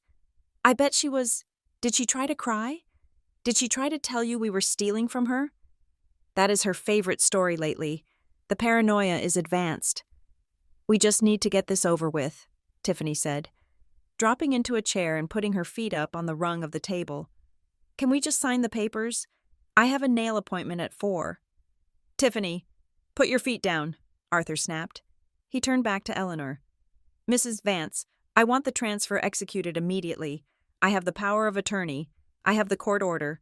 Every minute that money sits in this account is a minute my daughter could use to sabotage her own treatment. We are processing it, Eleanor said. But as Mr. Hayes explained, for a sum of $880,000, we require a final, in-person verification from the conservator. To protect the beneficiary, I am the protector, Arthur shouted, slamming his hand on the table. I am saving her from herself. Do you know what it is like to watch your child spiral? Do you know the pain? I stood in the dark, shaking my head. The pain? The only pain Arthur Langley had ever felt was the pain of a declined credit card. We have prepared the final release forms, Julian said, sliding a stack of papers across the table. If you could review and sign these, we can release the hold. Arthur snatched the papers. He didn't read them. He flipped to the back page, looking for the signature line. Wait, Beatrice said, reaching out a hand to stop him. Her eyes narrowed. Why does this say indemnification against fraud? Standard procedure, Julian said quickly. It protects the bank in case the court order is later challenged. Since you are moving the entire balance to an external trust, we need to be absolved of liability. Fine, Beatrice said, releasing his arm. Sign it. Arthur, let's get the money and get Margot and get out of here. Arthur uncapped his pen, but before he signed, he reached into his jacket pocket and pulled out another document. He tossed it onto the table on top of the bank forms. And while we are doing paperwork, Arthur said, a sneer curling his lip, I want this filed with her account records. Julian picked up the document. What is this? It is a restraining order, Arthur said, effective immediately. It bars Margot Langley from coming within 500 feet of the Langley Family Trust assets, and surprisingly, within 500 feet of myself or Beatrice. A restraining order? Eleanor asked, raising an eyebrow. Against the victim, I mean. The patient? She has become violent, Beatrice lied smoothly. She threatened me with a kitchen knife yesterday. That is why we had to admit her. We cannot have her coming to our house demanding money for drugs. This order ensures that she cannot harass us while we manage her recovery. I felt my fingernails digging into my palms. A kitchen knife? I had been at work. They were inventing a narrative where I was not just crazy but dangerous. They were trying to criminalize my existence to justify their theft. And, Arthur added, leaning over the table, his face close to Julian's, if you do not move that money in the next 10 minutes, I will sue this bank for every dime it has. I will go to the press. I will tell them that Sterling and Vance holds money hostage from grieving families trying to help their sick children. I will ruin your reputation. Threatening the bank, Detective Reed whispered into his recorder in the booth next to me. That is coercion. Keep going. Arthur, dig deeper. We do not respond well to threats, Mr. Langley, Eleanor said coldly. It is not a threat, Arthur growled. It is a promise. Now, where is my daughter? If she is hiding in the bathroom, I want your security guards to go in there and drag her out. I have the medical transport team waiting in the van outside. We are taking her, whether she wants to go or not. You want us to physically remove a client? Julian asked. She is not a client, Arthur shouted. She is property of the conservatorship. She is a liability. Drag her out by her hair if you have to. Just get her in the van. The violence in his voice was naked. There was no love there, no concern, just the brutal, ugly need to control. He wanted me in that van so he could drive me to whatever dark hole he had paid off to keep me quiet. He wanted me gone so he could spend my mother's money on his debts and his wife's wind chimes. I looked at Tiffany. She was smirking. She found her father's rage amusing. She looked at the Cartier watch on her wrist, twisting it to catch the light. He is right, Tiffany said. Bored. Just grab her. She is probably crying in a stall somewhere. She is weak. I looked at the detective. Reed was nodding slowly. He checked his watch. Okay, Reed whispered. They have established intent to kidnap. They have produced fraudulent documents. They have issued threats. And they have confirmed their identity on tape. He looked at me. Are you ready, Ms. Langley? I looked through the glass at the three people who had been my family. I looked at the man who had raised me. I looked at the woman who had replaced my mother. I looked at the girl who stole my history.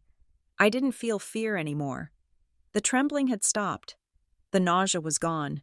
All that was left was a cold, hard clarity. I am ready, I said.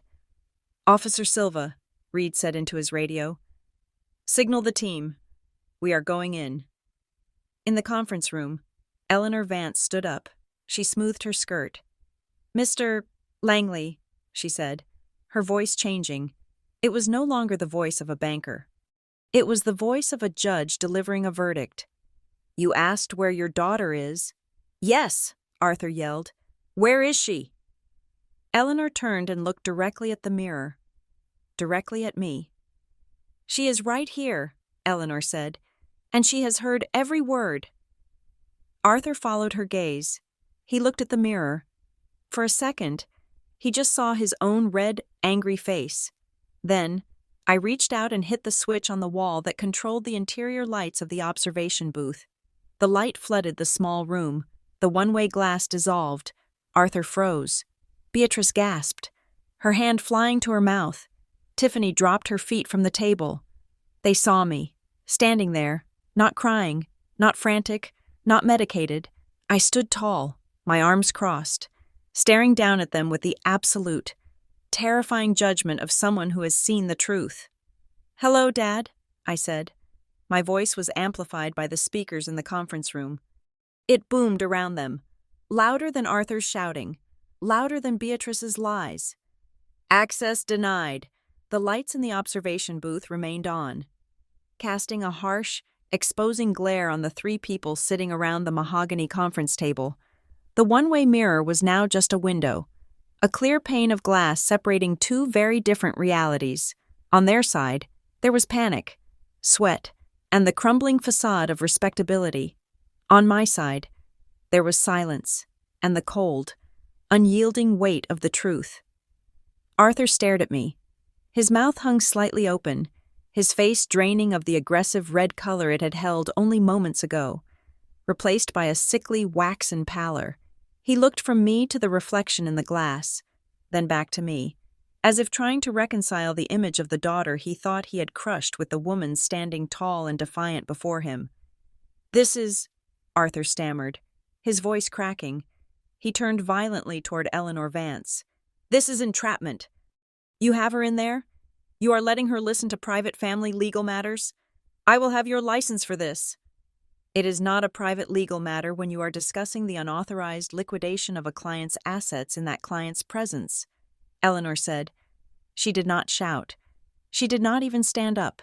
She remained seated at the head of the table, her hands folded calmly over the file folder, looking at Arthur with the clinical detachment of a scientist observing a particularly interesting bacteria under a microscope.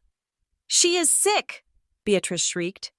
Jumping to her feet, she pointed a manicured finger at the glass, at me. Look at her, standing there staring like a statue. That is the catatonia I told you about. She is dissociating right now. She does not even know who we are. I didn't blink. I didn't speak. I just watched them. It was fascinating. In a grotesque way. To see how quickly they pivoted. They didn't apologize. They didn't ask for forgiveness. They simply adjusted the lie, doubling down on the narrative that I was the broken one, even as I stood there in my blazer and slacks, looking more composed than they had ever been in their lives. Sit down, Mrs. Langley, Eleanor commanded. Her voice had a steel core that made Beatrice freeze. If you wish to facilitate this transfer, we need to clarify the current state of affairs. Screaming at the glass will not release the funds. Beatrice hesitated, then slowly sank back into her chair, clutching her handbag as if it were a shield. She shot a venomous look at the glass, her eyes narrowing. Eleanor turned her attention back to Arthur. She slid a single sheet of paper across the polished wood of the table. Mr. Langley, Eleanor said, her tone businesslike. You have stated multiple times, both on the phone and in this room, that Margot Langley lacks the mental capacity to manage her own affairs. You have stated that you are the sole individual with the legal authority to make decisions on her behalf. I have, Arthur said, straightening his tie, trying to regain his composure. And I stand by that. The court agrees with me. And you affirm, Eleanor continued, tapping the paper with her index finger, that the individual standing behind that glass is currently experiencing a psychotic break, is a danger to herself, and is incapable of understanding the nature of this transaction? Look at her. Arthur gestured wildly toward me.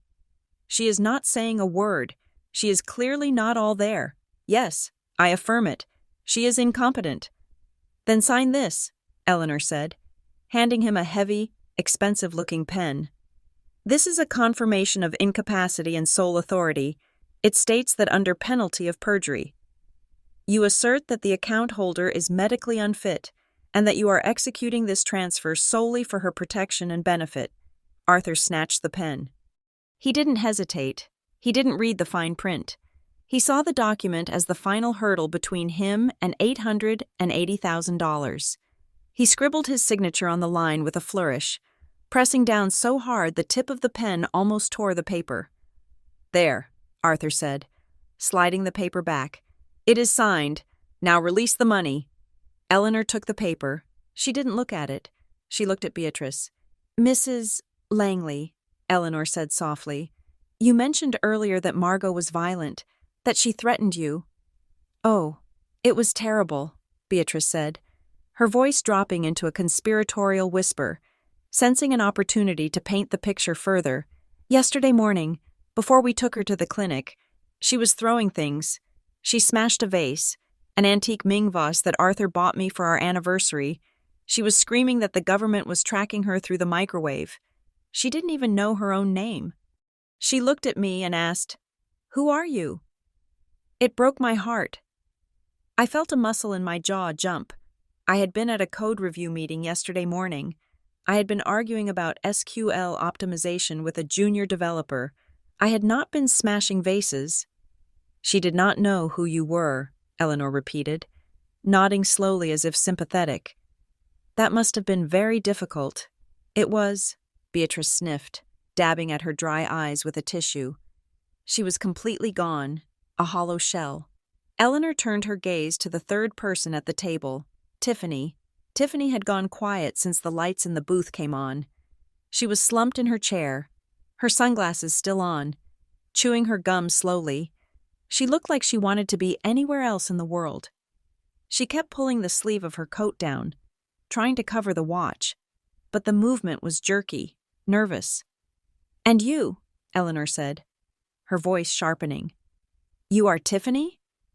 Tiffany jumped slightly. "Yeah." "So? And what is your role in this family tragedy?" Eleanor asked.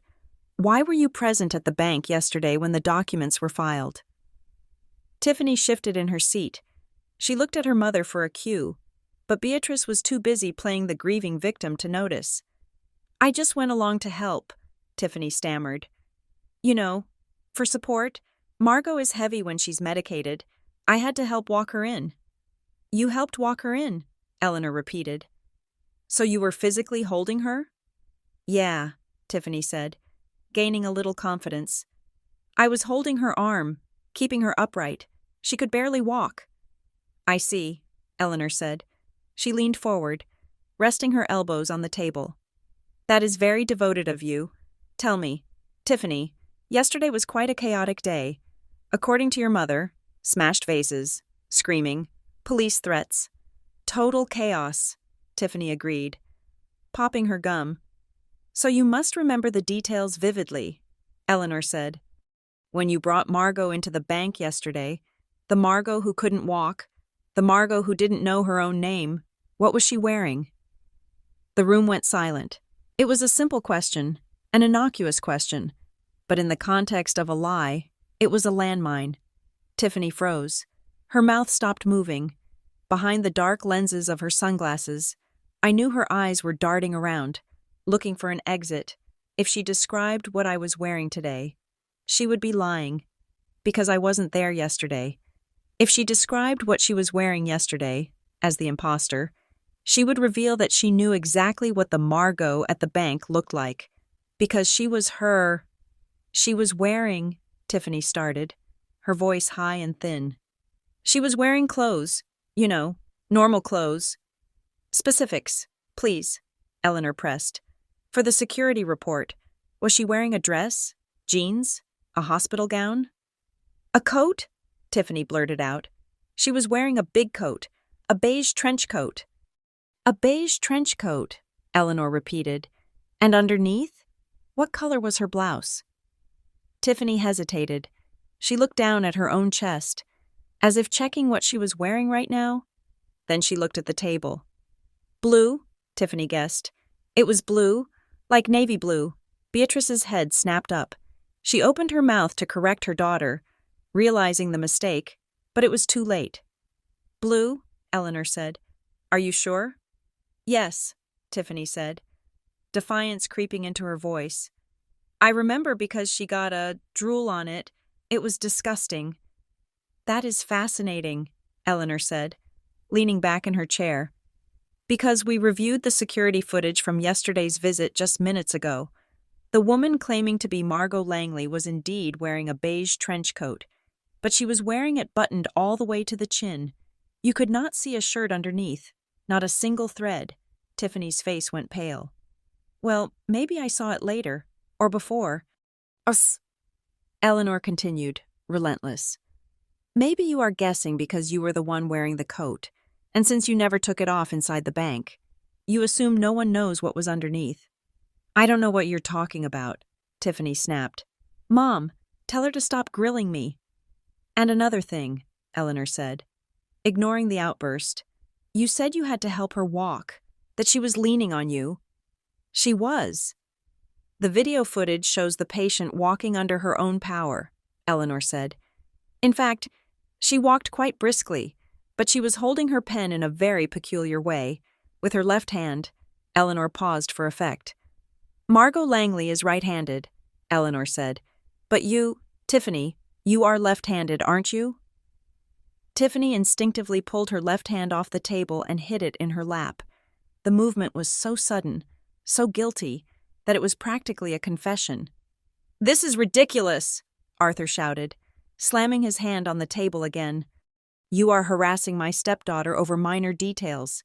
Who cares which hand she used or what shirt she wore? My daughter is sick. That is the only fact that matters. Actually, a deep, gravelly voice spoke from the side of the room. The facts matter a great deal, especially in a federal investigation. Arthur spun around. Beatrice gasped. The side door, which had been cracked open, swung wide. Detective Reed stepped out, followed closely by Officer Silva.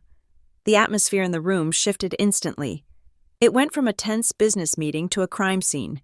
Reed didn't look like a banker. He didn't look like a lawyer. He looked like the law. He wore his badge clipped to his belt, and the gold shield caught the overhead lights. Who are you? Arthur demanded. Though his voice had lost its boom, it was thinner now, laced with the first creeping tendrils of genuine fear. I did not authorize any third parties in this meeting. Detective Reed, NYPD, Economic Crimes Unit, Reed said, flashing his badge. And this is Officer Silva, Cybercrimes Division. Arthur took a step back, bumping into his chair. Police? Why are the police here? He looked at Eleanor, then at the mirror where I was standing. A desperate, frantic look crossed his face. He forced a smile, a horrible, rictus grin that looked like a skull trying to be friendly. Oh, thank God, Arthur said, spreading his hands. You are here to help us, right? You are here to help us transport her? We were just telling the bank manager she is dangerous. We need an escort to the clinic. We are not here to transport anyone to a clinic, Mr. Langley, Detective Reed said. He walked around the table until he was standing directly opposite Arthur. We are here because 5 minutes ago, you signed a document affirming that you have sole authority over a fraudulent account transaction. It is not fraudulent, Beatrice cried out, her voice shrill. We are her parents. We are protecting her. We have the audit logs, Mrs. Langley, Officer Silva said. Stepping forward, she held up a clear evidence bag. Inside was a printout of the IP address trace. We know the transfer was initiated from your home Wi-Fi. We know the medical documents were faxed from a copy palace in a strip mall. And we know that the doctor who signed them does not exist in the state registry. That is a clerical error, Arthur stammered. The doctor is new. He is a specialist from Europe. And does this specialist usually diagnose patients while they are at work writing code for a tech company? Reed asked. We have Margot's alibi, validated, verified, biometrically confirmed. She wasn't at Serenity Hills yesterday. She was at her desk. Reed pointed a finger at the glass. At me. That woman standing there is not insane. Mr. Langley, she is the victim of a conspiracy, and you are the architect. No, Arthur shouted. You don't understand. She is ungrateful. She has all this money, nearly $1 million, just sitting there, and we are drowning. Do you know what it is like? To have a daughter who sits on a fortune while her own father can't even pay the mortgage?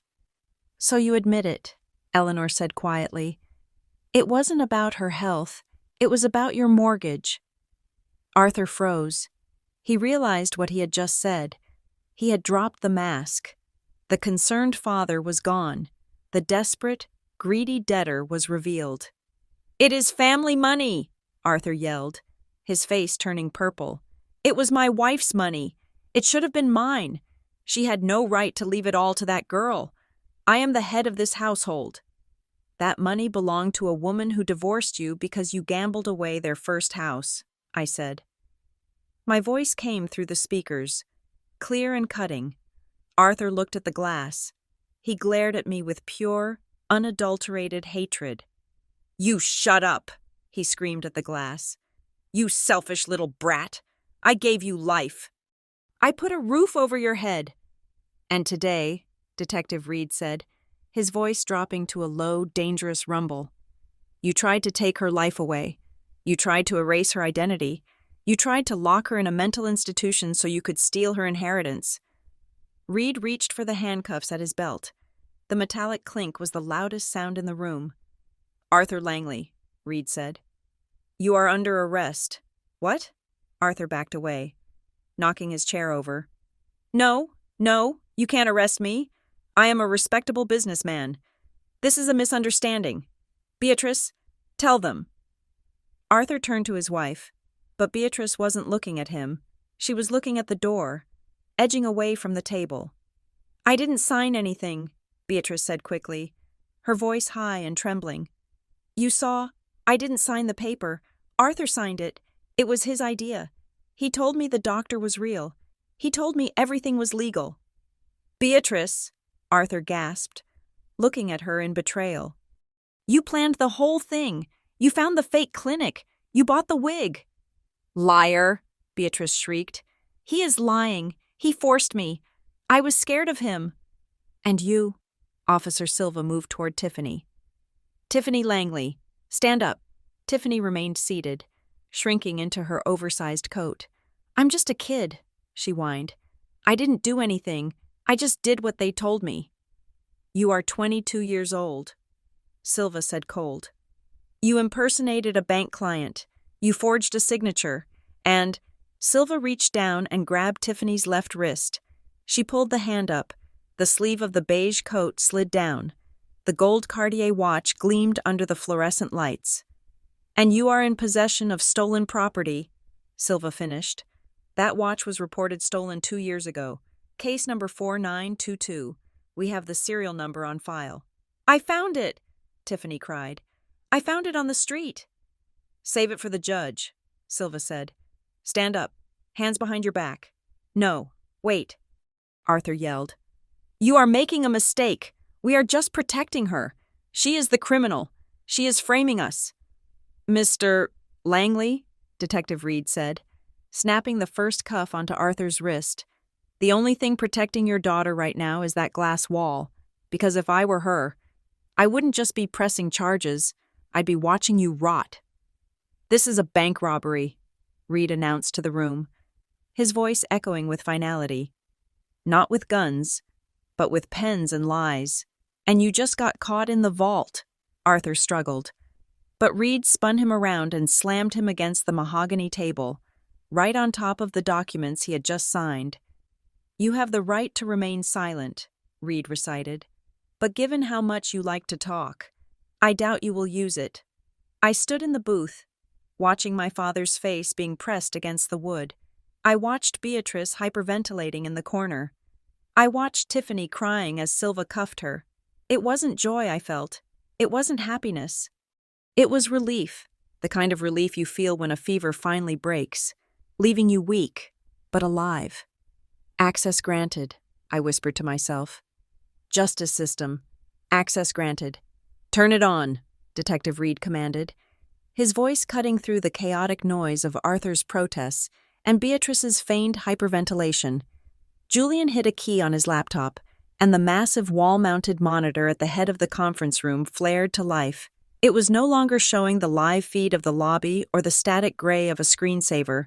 It was playing the security footage from 24 hours ago, paused on a high-resolution still frame.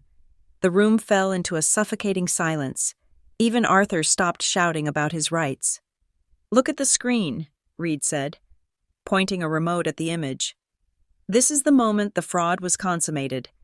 This is the moment Margot Langley signed the affidavit of incapacity. On the screen, the imposter in the beige trench coat was frozen mid-signature. Her head was bowed, her posture submissive, but her hand, her left hand, was gripping the pen with a distinct, hooked intensity. I have known Margot Langley for 5 years. Julian spoke up from his position near the window. I have watched her sign mortgage papers, trust documents, and hundreds of checks. She is right-handed. She holds her pen with a light. Tripod grip. Reed advanced the frame. The pen moved across the paper on the screen. The person in this video is left-handed, Reed stated, his voice flat and undeniable. Biology is a stubborn thing. Mr. Langley, you can dress someone up in a wig. You can steal an ID card. You can even rehearse a backstory about drug addiction, but you forgot to tell your actress to switch hands. Arthur stared at the screen, his mouth opening and closing like a fish on dry land. He looked at Tiffany. Tiffany looked at the floor, her face burning red even behind the dark lenses of her sunglasses. That proves nothing, Arthur sputtered, though the conviction was draining out of him with every word. Maybe she hurt her right hand. Maybe she was ambidextrous. People change hands when they are tired. Do they? Officer Silva stepped forward. She moved with the predatory grace of a jungle cat, closing the distance between herself and Tiffany in 3 long strides. Let's ask her. Silva stopped directly in front of Tiffany. My stepsister shrank back in her chair, pulling the oversized coat tighter around herself, looking like a child playing dress-up in her mother's closet. Take off the glasses, Silva ordered. I don't have to, Tiffany whined, her voice trembling. I have a migraine. The light hurts my eyes. You are inside a bank conference room, not a tanning salon, Silva said. She didn't wait. She reached out and plucked the sunglasses off Tiffany's face. Tiffany blinked rapidly in the harsh fluorescent light. Her eyes were not red or swollen from crying. They were clear, wide, and terrified. But what stood out was the makeup. She had applied concealer to her cheeks, but she hadn't bothered to blend it properly at the jawline. It was a sloppy job, the kind of detail a bored 22-year-old ignores when she thinks no one is looking. Now the coat, Silva said. Take it off. No, Tiffany shouted, clutching the lapels. I'm cold. You can't make me strip. I am not asking you to strip, Silva said calmly. I am asking you to show me your arms. Roll up your sleeves, both of them. Tiffany shook her head violently. I have a rash. It's ugly. Leave me alone. If you do not roll them up, I will do it for you, Silva said, reaching for Tiffany's left arm. And since you are currently being detained for felony fraud, I suggest you cooperate. Tiffany tried to pull away, but Silva's grip was iron. She grabbed Tiffany's wrist and yanked the heavy fabric of the trench coat sleeve upward. There it was. The gold glinted under the lights, the rectangular face, the sapphire crown, the worn leather of the strap where my mother had punched an extra hole to fit her slender wrist. It was undeniable. It was a beacon of truth in a room full of lies. I felt a surge of adrenaline that propelled me forward. I didn't just want to watch this anymore. I needed to claim it. I pushed open the heavy door of the observation booth and stepped out into the conference room. The sound of the door opening made everyone turn. Arthur looked at me with the eyes of a cornered animal. Beatrice looked at me with pure venom, but I only had eyes for the watch. "That is my mother's watch," I said. My voice was not loud, but it filled the room, bouncing off the glass walls and the polished wood. It was the voice of a woman who was done being a victim. I walked toward the table. Arthur shrank back as I passed him, as if he expected me to hit him. I didn't even look at him. I walked straight to Tiffany. "You stole that 2 years ago," I said, looking down at her. "You came to my apartment for dinner. You went to the bathroom, and when you came out, it was gone. You told me I must have left it at the gym. You helped me look for it. You watched me cry over it." Tiffany looked up at me, her lip quivering. "I found it at a pawn shop. I swear, I bought it back for you. I was going to give it to you as a surprise." "Liar," Officer Silva said, tightening her grip on Tiffany's wrist. "Take it off," I said. "Right now. Take it off my mother's watch off your wrist. You are infecting it." Tiffany fumbled with the clasp. Her hands were shaking so badly she couldn't get the buckle open. "I can't. It's stuck. I didn't mean to take it. Mom said it was okay. Mom said you didn't deserve it because you didn't appreciate nice things." "Shut up, Tiffany," Beatrice shrieked from the corner. "Don't you drag me into your kleptomania." Tiffany finally got the clasp open. She ripped the watch off her wrist and made a motion to throw it across the room, as if getting rid of the object would get rid of the crime. Officer Silva caught her hand mid-swing. "Do not throw evidence," Silva barked. She took the watch gently from Tiffany's sweating palm. She held it up to the light, inspecting the back case. "Engraving," Silva read aloud. "To Eleanor, with all my love, 1998. My mother's name was Eleanor," I said, feeling a lump form in my throat. "Just like Mrs. Vance." "That is a positive identification of stolen property," Detective Reed announced. "Add grand larceny to the list of charges." Arthur was sweating profusely now. Rivulets of perspiration were running down his temples, staining the collar of his expensive shirt. He looked at the screen, then at the watch, then at Julian. "Okay, look," Arthur said, his voice taking on a desperate, pleading wheedle. "So the girl took a watch. Kids do stupid things. And maybe she signed the wrong name because she was confused. But the medical report is real. I have a doctor. I have a diagnosis. You cannot arrest a father for trying to get his daughter medical help." Julian Hayes stepped forward. He was holding a file folder in his hand. He looked at Arthur with an expression of profound professional disgust. "About that," Julian said, "while we were waiting for you to arrive, I took the liberty of contacting the administration office of Serenity Hills Rehabilitation Center. I spoke directly with the medical director, Dr. Eris Thorne." Arthur flinched. "Well, I dealt with an intake specialist. Maybe the director wasn't informed yet." "Dr. Thorne informed me," Julian continued, opening the folder and reading from a printout, "that they have no patient record for a Margot Langley. They have no intake file. They have no reservation." "It was a private admission," Arthur insisted. "Off the books." "He also informed me," Julian said, raising his voice slightly to drown out Arthur, "that the doctor listed on your paperwork, a doctor, Robert Finch, has not been employed at Serenity Hills for 5 years.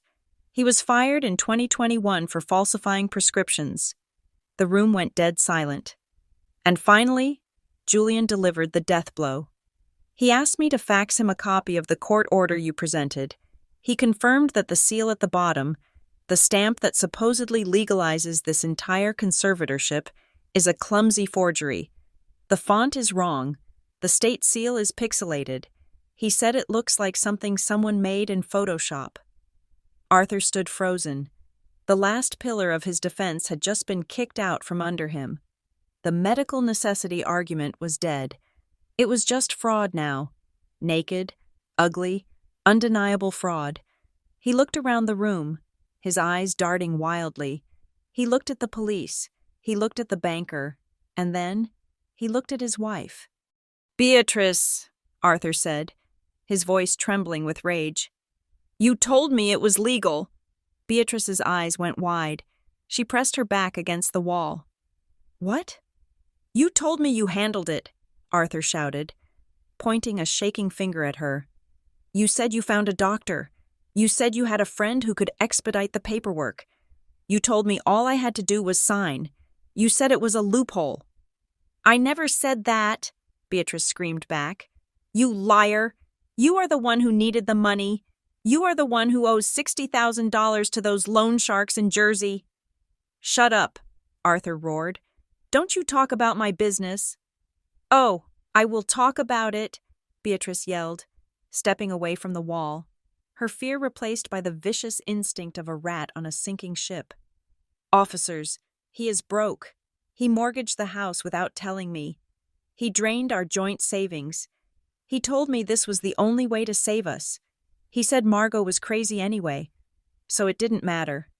He said she wouldn't even notice the money was gone." "You witch!" Arthur lunged at her, but Detective Reed stepped in between them, shoving Arthur back against the table. "Control yourself," Reed barked. "She planned it," Arthur spat, his face purple. "She found the girl to pretend to be Margot. She coached Tiffany. I just wanted to pay the bills. She is the one who wanted the money for her stupid renovations and her trips. She is the mastermind." "Me?" Beatrice laughed hysterically. "I am just a housewife. You are the businessman. You are the one who forged the checks. You are the one who set up the fake trust fund. You used me." "You wore the wig," Arthur screamed at Tiffany. Tell them your mother made you do it."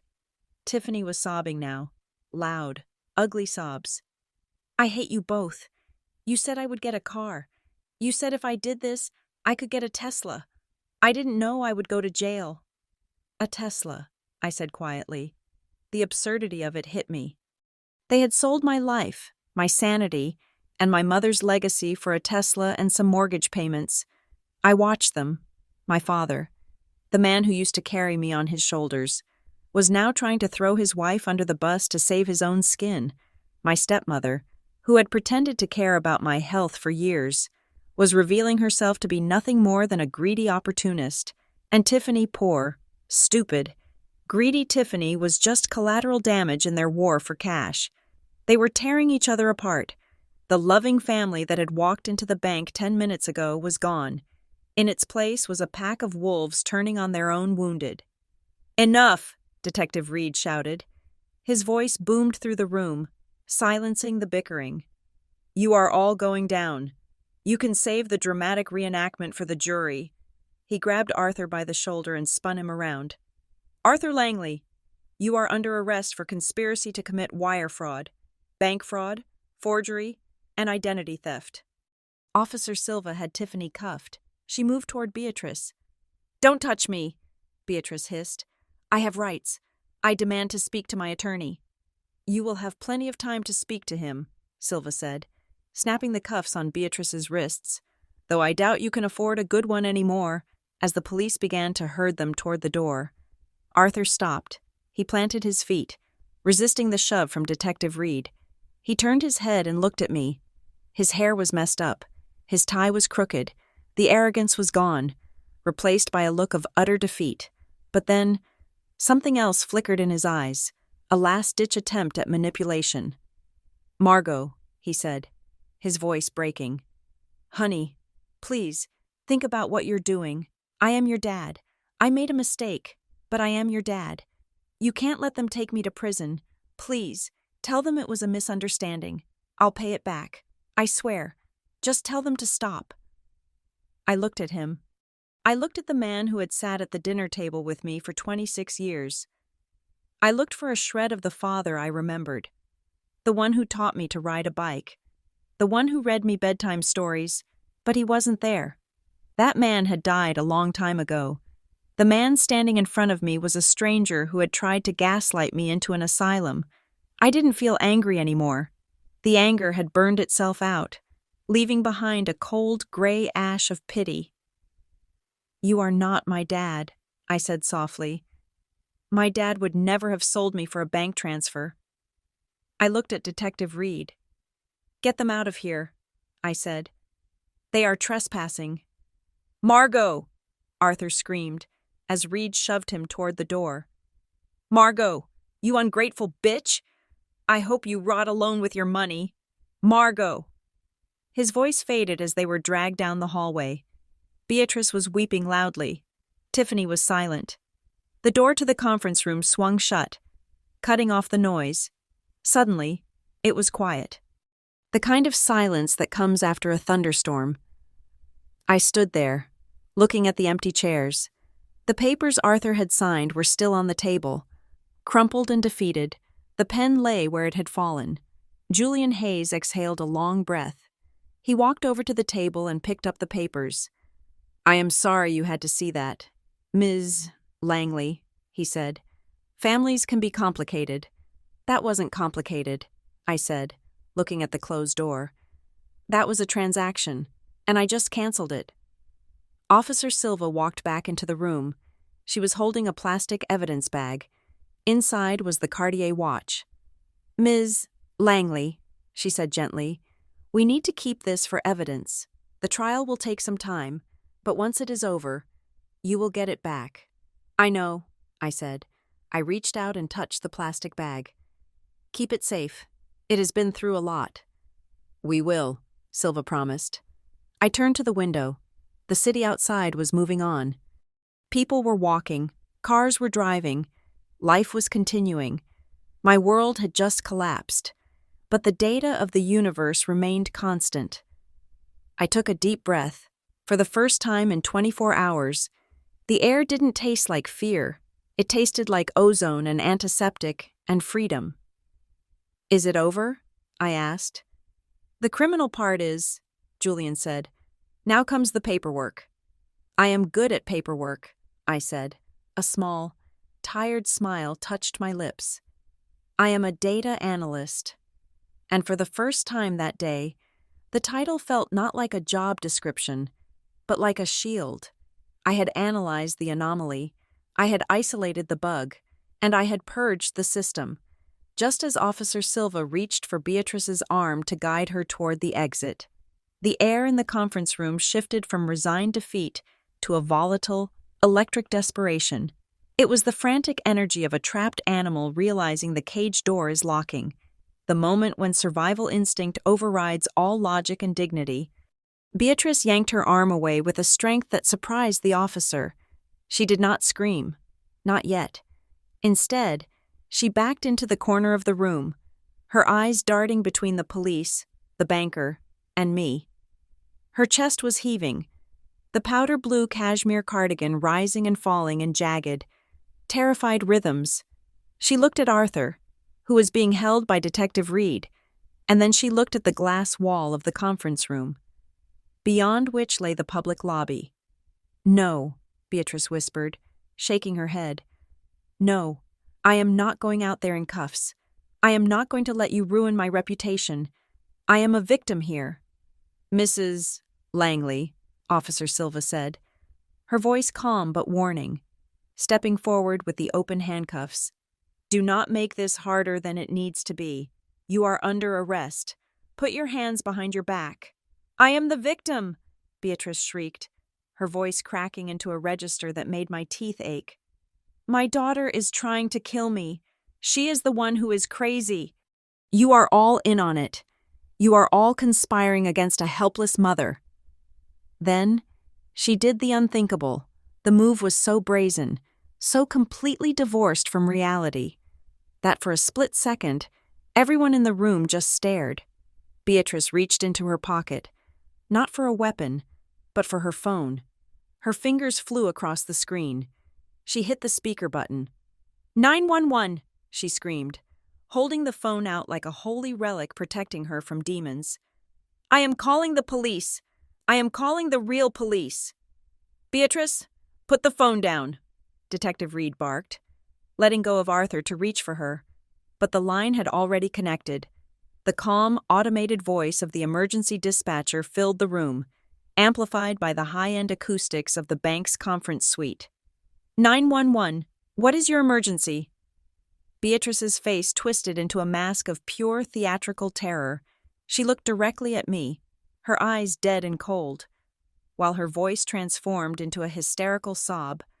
"Help me, please! Send help immediately!" she screamed into the phone. "I am at Sterling and Vance Bank on Wall Street. My daughter, oh God, my daughter has a knife. She is attacking us. She is having a psychotic break. She has a knife and she is threatening to stab everyone. Send the SWAT team. Send everyone." The silence that followed in the room was absolute, a vacuum created by the sheer magnitude of the lie. I stood there, empty-handed, 20 feet away from her, separated by a heavy mahogany table. There was no knife. There was no threat. There was only a woman trying to weaponize the police against her own family because she had lost a chess game. "She is cutting her father," Beatrice improvised wildly, seeing that no one was stopping her yet. "There is blood everywhere. She is holding us hostage. Please, hurry." It was the Karen nuclear option. She was betting that if she screamed loud enough, if she invoked enough chaos, the arriving officers would shoot first and ask questions later. She was trying to get me killed. Detective Reed moved. He didn't run. He lunged with the efficiency of a man who had spent 30 years dealing with liars. He crossed the space between them in 2 strides and snatched the phone from Beatrice's hand mid-scream. Beatrice gasped, clawing at him. "Give it back! He is helping her! He is one of them!" Reed ignored her. He held the phone to his mouth, his voice dropping into the flat, authoritative cadence of law enforcement. "Dispatch, this is Detective Reed, NYPD, Economic Crimes Unit, badge number 492, he said. He didn't shout. He didn't need to. "Disregard the previous report. I am on the scene. The caller is a suspect currently resisting arrest. There is no knife. There is no hostage situation. This is a false report filed by the perpetrator in an attempt to create a diversion." "Copy that, Detective." The dispatcher's voice came back, sounding relieved but annoyed. "Do you require backup for containment?" "Negative," Reed said, staring hard at Beatrice. "We have the situation under control, but add filing a false police report and misuse of the emergency system to the charge sheet." He hung up the phone and shoved it into his pocket. Beatrice looked at him, her mouth opening and closing, the blood drained from her face. Her last weapon, her ability to manipulate the narrative, had just been dismantled in 10 seconds. "You," she hissed, her voice trembling. "You can't do that." "I just did," Reed said. "Now, turn around." But the chaos wasn't over. Arthur, seeing his wife's final gambit fail, seemed to snap. The veneer of the corporate businessman, the concerned father, the grieving husband, it all shattered. What was left was pure, unadulterated rage. He wasn't looking at the police. He wasn't looking at the banker. He was looking at me. I was the source of his humiliation. I was the reason he wasn't going to be rich. I was the glitch in his system. "You," Arthur roared. It was a guttural, animal sound. "You did this! You ungrateful little brat!" He broke free from the stunned silence that held the room. He didn't care about the badge on Reed's belt. He didn't care about the security cameras. He charged. He scrambled over the corner of the conference table. Knocking over a pitcher of water, the glass shattered, sending shards skittering across the floor. But he didn't stop. He was coming for me. His hands were reaching out, fingers curled into claws, aiming for my throat. "I gave you life," he screamed, his face purple, veins bulging in his neck. "I made you. You are nothing without me. You are a parasite. How dare you steal my money? How dare you?" For a second, time seemed to dilate. I saw him coming. I saw the man who used to push me on the swings, the man who had walked me to my first day of school, now looking at me with the intent to destroy. I didn't move. I didn't flinch. I just watched him come. But he never reached me. Two shadows detached themselves from the wall near the door. The bank's private security detail. They moved with a speed and violence that made the police look gentle. One guard, a man the size of a linebacker, lowered his shoulder and hit Arthur mid-stride. The impact sounded like a car crash. Arthur was lifted off his feet and slammed into the carpeted floor with a breath-stealing thud. Before Arthur could even gasp for air, the second guard was on him, twisting his arm behind his back and pressing a knee into his spine. "Stay down," the guard shouted. "Do not move." Arthur writhed on the floor, his face pressed into the expensive rug, saliva dripping from his mouth. "Get off me. That is my daughter. I have the right to discipline her." "She is stealing from me." "You have the right to remain silent," Officer Silva shouted. Rushing over to assist the guards, she pulled her taser, the red laser dot dancing on Arthur's back. "And right now, I strongly suggest you use it," while the room was focused on the violent takedown of the patriarch. A smaller, quieter drama was playing out at the table. Tiffany, my stepsister, had not moved during her mother's screaming or her stepfather's attack. She sat frozen in her chair, her face pale, but her hands were moving. She had slipped her hand into her coat pocket. She was trying to be subtle, keeping her movements small, shielded by the bulk of the trench coat. Julian Hayes, who had been standing back near the window to avoid the brawl, took a step forward. He wasn't looking at Arthur. He was looking at Tiffany. "Don't bother, Tiffany," Julian said. His voice was calm. Cutting through the noise of Arthur's grunts and Beatrice's sobbing, Tiffany froze. She looked up at him, guilt written all over her face. "What?" "I'm just checking the time." "You are trying to factory reset your phone," Julian said, walking over to her. "You are trying to delete the text messages, the group chat where you planned the outfit, the photos of you wearing the wig, the messages from your mother telling you exactly what to say to the teller." "I'm not," Tiffany lied, pulling the phone out but keeping it locked. "It's my phone. I can do what I want." "Actually, you can't," Julian said. He pointed to the wireless router blinking on the ceiling in the corner of the room. "When you walked in here, your phone automatically connected to the guest Wi-Fi. You accepted the terms of service, and because this is a high-security financial institution, our network employs deep packet inspection." Tiffany stared at him blankly. She didn't understand the words, but she understood the tone. "It means," Julian explained, leaning down so he was eye level with her, "that for the last 20 minutes, our server has been mirroring every packet of data your device sent or received. We have the logs, we have the metadata, and if you try to wipe that phone now, it counts as destruction of evidence in a federal investigation. That carries a mandatory minimum sentence." Tiffany's hand went limp. The phone slipped from her fingers and clattered onto the mahogany table. "I didn't know," she whispered, tears finally spilling over. Real tears this time, tears of a child realizing the game is over. "I just wanted the car." "The car is not coming, Tiffany," Julian said softly, picking up the phone with a tissue to preserve prints. "The ride is over." The room slowly stabilized. Beatrice was handcuffed in the corner, weeping softly now, her defiance broken. Tiffany was sobbing at the table.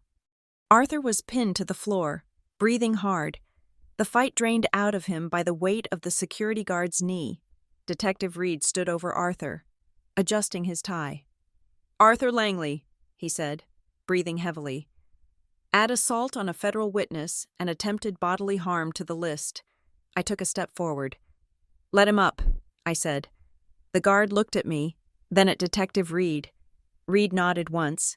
The guard eased the pressure off Arthur's back and hauled him to his knees. Arthur slumped there, his expensive suit rumpled and covered in lint, his hair sticking up in tufts. He looked small. He looked pathetic. He looked up at me. His eyes were red, rimmed with moisture. The rage was gone. replaced by a hollow, begging look. "Margot," he wheezed. "Margot, please. I'm your dad. I changed your diapers. I paid for your college. You can't let them take me. I gave you everything." I looked down at him. I tried to find the anger that had fueled me all morning. I tried to find the hurt, but there was nothing, just a vast, empty prairie where my love for him used to be. "You paid for college with Mom's money," I said, my voice steady. "You paid the mortgage with Mom's money, and when that ran out, you tried to pay for your life with my sanity. I made you," he whispered again, clinging to the biological claim like a lifeline. "I am your creator." I crouched down, just inches from his face. I wanted him to see my eyes. I wanted him to see that there was no fear left in them. "You didn't give birth to me, Arthur," I said. "You just donated some DNA. And today, you didn't try to save me. You just sold me out." I stood up and turned my back on him. "Get him out of my sight," I said to the guards. Detective Reed stepped forward, pulling a laminated card from his pocket. He began to read, his voice filling the room with the formal, ritualistic poetry of justice. "Arthur Langley, Beatrice Langley, Tiffany Langley," Reed announced. "You are under arrest for the following charges: conspiracy to commit wire fraud, first-degree forgery, identity theft, grand larceny, filing a false police report, and attempted kidnapping." He paused, looking at each of them. "You have the right to remain silent. Anything you say can and will be used against you in a court of law. You have the right to an attorney if you cannot afford an attorney."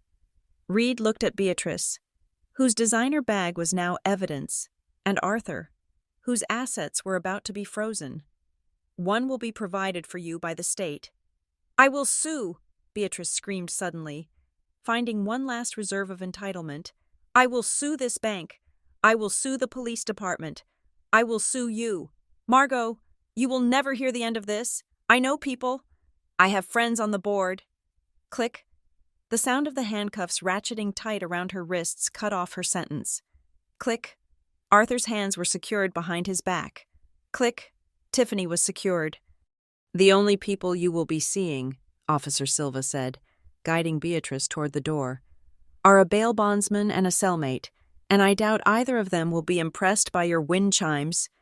Beatrice opened her mouth to scream again, but the fight was gone. She slumped against the officer, a dead weight. The procession began. The three of them were marched out of the conference room, past the shattered glass of the water pitcher, past the table where they had signed their own confessions. Arthur didn't look back. He kept his head down, staring at the floor. I watched them go. I watched the door close behind them. The room was quiet again. The only sound was the hum of the server in the corner and the distant wail of sirens approaching from the street below. The real sirens. Coming to take them away. Julian walked over to me. He held out a glass of water. "Are you okay?" he asked. I took the glass. My hand shook slightly. Just a tremor. The aftershock of the adrenaline leaving my system. "He tried to kill me," I said, the realization settling in. "He actually tried to hurt me." "He was desperate," Julian said. "Desperate men do terrible things." "He wasn't desperate," I corrected. "He was entitled. He thought he owned me. He thought I was just another asset in his portfolio to be liquidated." I took a sip of the water. It was cool and clean. "Well," I said, setting the glass down on the table, right next to the spot where Arthur had signed the papers. "Account closed." "Technically," Julian said, a small smile appearing on his face. "We still have to file the paperwork to formally revoke his access. But yes, for all intents and purposes, account closed." I looked at the empty chair where Beatrice had sat. I looked at the spot on the floor where Arthur had fallen. The ghosts of my family were fading already, replaced by the cold, hard reality of the law. And for the first time in my life, I didn't feel like a daughter. I felt like a survivor. The walk from the conference room to the elevators felt like a funeral procession. But the corpse being carried out was not a person. It was the heavy, suffocating weight of my childhood. I stood by the glass wall of the second-floor landing, watching the scene unfold in the lobby below. It was a spectacle that belonged on the evening news, and judging by the sea of raised smartphones, it would be on the internet within the hour. Arthur, Beatrice, and Tiffany were being escorted out by a phalanx of uniformed officers. The transformation was absolute. When they had walked in 40 minutes ago, they had strutted with the arrogance of conquerors coming to claim their spoils. Now, they were a cautionary tale. Arthur was trying to maintain some shred of dignity, keeping his head high, but the handcuffs behind his back forced his shoulders into a slump that betrayed his defeat. He looked smaller, older, a man whose bluster had finally run into a wall of reinforced concrete.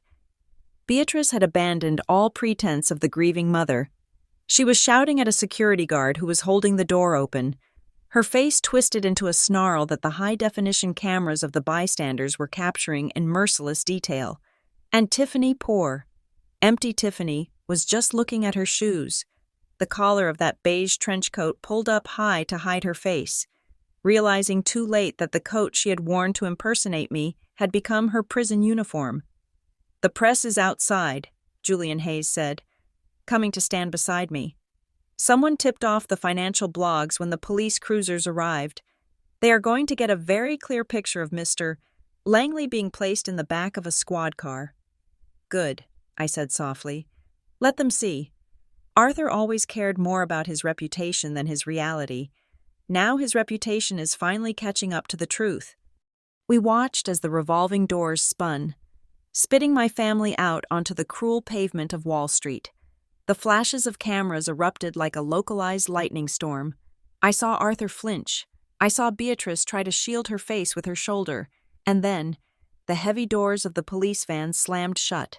Swallowing them whole, the lobby went quiet. The show was over. The audience began to disperse, returning to their transactions and their coffees, leaving only the echo of the chaos behind. "Come," Eleanor Vance said, her voice gentle but firm. "The theater is finished. Now we must attend to the architecture." She led us back into her private office, a sanctuary of leather and silence that felt a world away from the sordid drama we had just witnessed. Julian closed the door and locked it, shutting out the rest of the bank. "We need to secure your future, Margot," Eleanor said, sitting behind her massive desk. "What happened today was a failure of our initial security protocols. We relied on standard identity verification. We underestimated the lengths to which your family would go." "You couldn't have known," I said, sinking into the chair. "I didn't even know." "We know now," Eleanor stated, "and at Sterling and Vance, we do not make the same mistake twice. Julian, initiate the VIP protection protocol." Julian nodded and opened a thick leather binder. "We are moving your entire portfolio," he explained, sliding a stack of documents toward me. "The current account number is compromised. We are dissolving it. The funds will be transferred immediately into a new vehicle." "A trust," Eleanor corrected. "An irrevocable trust." I looked at the paperwork. The words irrevocable stood out in bold, black type. "Do you understand what that means, Margot?" Eleanor asked. "Once you sign this, the money is locked. You are the beneficiary, and you will receive your dividends and distributions as scheduled. But the principal is untouchable. Not just by you, but by anyone. No court order, no conservatorship, no lawsuit, and certainly no family member can penetrate this shield. If Arthur sues you tomorrow, the judge will see that you don't even hold the title to the assets anymore. The trust does. It removes the target from my back," I said, realizing the brilliance of it. "Exactly," Eleanor said. "You cannot be coerced into giving away what you do not technically own. It is the ultimate firewall." I picked up the pen. My hand was steady. I didn't feel a flicker of hesitation. I signed my name, Margot E. Langley, in clear, sweeping strokes. With each signature, I felt another chain falling away. I was signing away my liquidity, perhaps, but I was buying my safety. Done, Julian said, applying the bank's official seal to the final page. The transfer is executing now. It will settle by close of business. There was a knock at the door. Officer Silva entered, holding a plastic evidence bag. Inside, the gold Cartier watch sat against the stark white label. "We are wrapping up the crime scene report," Silva said. She walked over to me and held out the bag. "I wanted you to see it one last time before it goes into the evidence locker." I reached out and traced the outline of the watch through the plastic. It looked small, innocent.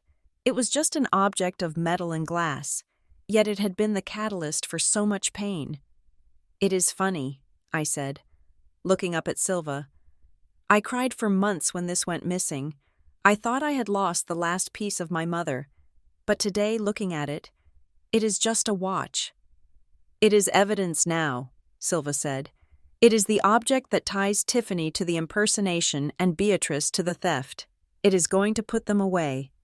"When will I get it back?" I asked. "The wheels of justice grind slow," Silva admitted with a tired smile. "It might be 6 months. It might be a year. It depends on whether they plead guilty. Given the video footage and the confession we caught on the recording, their lawyers will likely advise them to take a deal. Once the case is adjudicated, the property will be released to you." "Keep it," I said, "for as long as you need. I don't need it to remember my mother anymore. I found her today. She was the one who told me to fight." Silva nodded, a look of respect crossing her face. "You did good today, Ms. Langley. Most people would have crumbled. You held the line." "I had good backup," I said, glancing at Julian and Eleanor. My phone buzzed on the desk. I flinched, an instinctive reaction to the barrage of gaslighting texts I had received earlier. But when I looked at the screen, it wasn't Beatrice. It was a notification from the internal HR system at NextCore Systems. Subject: Security Alert / Incident Resolution. Dear Margot, this is an automated notification from the Office of General Counsel. We received a call at 10:15 this morning from an individual identifying himself as Arthur Langley, claiming to be your legal guardian. He attempted to solicit your personnel file and made several defamatory statements regarding your employment status and mental health. My heart skipped a beat. Arthur had tried to scorch the earth. He hadn't just wanted the money. He had wanted to destroy my career, to make sure I had nowhere else to turn but him. I read on. However, per the digital subpoena we received from the NYPD Economic Crimes Unit regarding the ongoing investigation, we have flagged this caller as a malicious actor. Security has blacklisted his number and he has been permanently banned from entering any NextCore facility. Your employment status remains in good standing. We have also scrubbed the false claims from your record. Take all the time you need. We support you." I let out a breath I didn't know I was holding. "He tried to get me fired," I said, showing the phone to Julian. "He called my job while he was in the lobby waiting for the money. He wanted to make sure I was ruined." "He wanted you dependent," Eleanor said, her eyes cold. "A classic abuser tactic: isolate the victim, cut off their resources, destroy their credibility, but he forgot that in the corporate world, police warrants carry more weight than angry phone calls." "So," Julian said, closing the file binder with a definitive snap, "the money is safe, the job is safe, the police have the perpetrators. There is only one question left." He looked at me. "The legal team needs to know your stance on the prosecution. Do you want to pursue a restraining order?" I stood up and walked to the window. I looked down at the street where the police van had just disappeared into the traffic of Manhattan. I thought about the holidays I would spend alone. I thought about the birthdays with no cards. I thought about the silence that was about to descend on my life. And then I thought about the emergency conservatorship. I thought about the fake rehab center. I thought about the knife Beatrice lied about. "A restraining order is a piece of paper," I said, turning back to face them. "It tells them to stay away. It doesn't punish them for what they did." I looked Julian in the eye. "I want the restraining order," I said clearly. "But I also want to press charges on every single count: fraud, identity theft, larceny, attempted kidnapping. I want the district attorney to know that I will testify. I will appear at every hearing. I will not settle. I will not drop the charges for the sake of family unity. I want them prosecuted to the fullest extent of the law." "That is a hard road," Eleanor warned. "It will be public. It will be ugly." "They made it public when they walked into this lobby," I said. "I am just writing the ending," Eleanor smiled. It was a genuine smile this time. "Very well. We will instruct our legal department to cooperate fully with the district attorney." I picked up my purse. It felt lighter. Somehow. "Thank you," I said to both of them. "For listening. For not treating me like the crazy woman they said I was." "You are a Langley," Eleanor said. "But more importantly, you are a Vance client, and we protect our own." I walked out of the office, down the long corridor with the abstract art, and back into the lobby. The air conditioning still smelled like lemon polish and money, but the dread was gone. The space felt open. I pushed through the revolving doors and stepped out onto Wall Street. It was late afternoon. The winter sun was dipping behind the skyscrapers, casting long, golden shadows across the pavement. The air was crisp and cold, biting at my cheeks. I took a deep lungful of it. It smelled of exhaust fumes and roasted nuts and river water. It smelled like New York. It smelled like reality.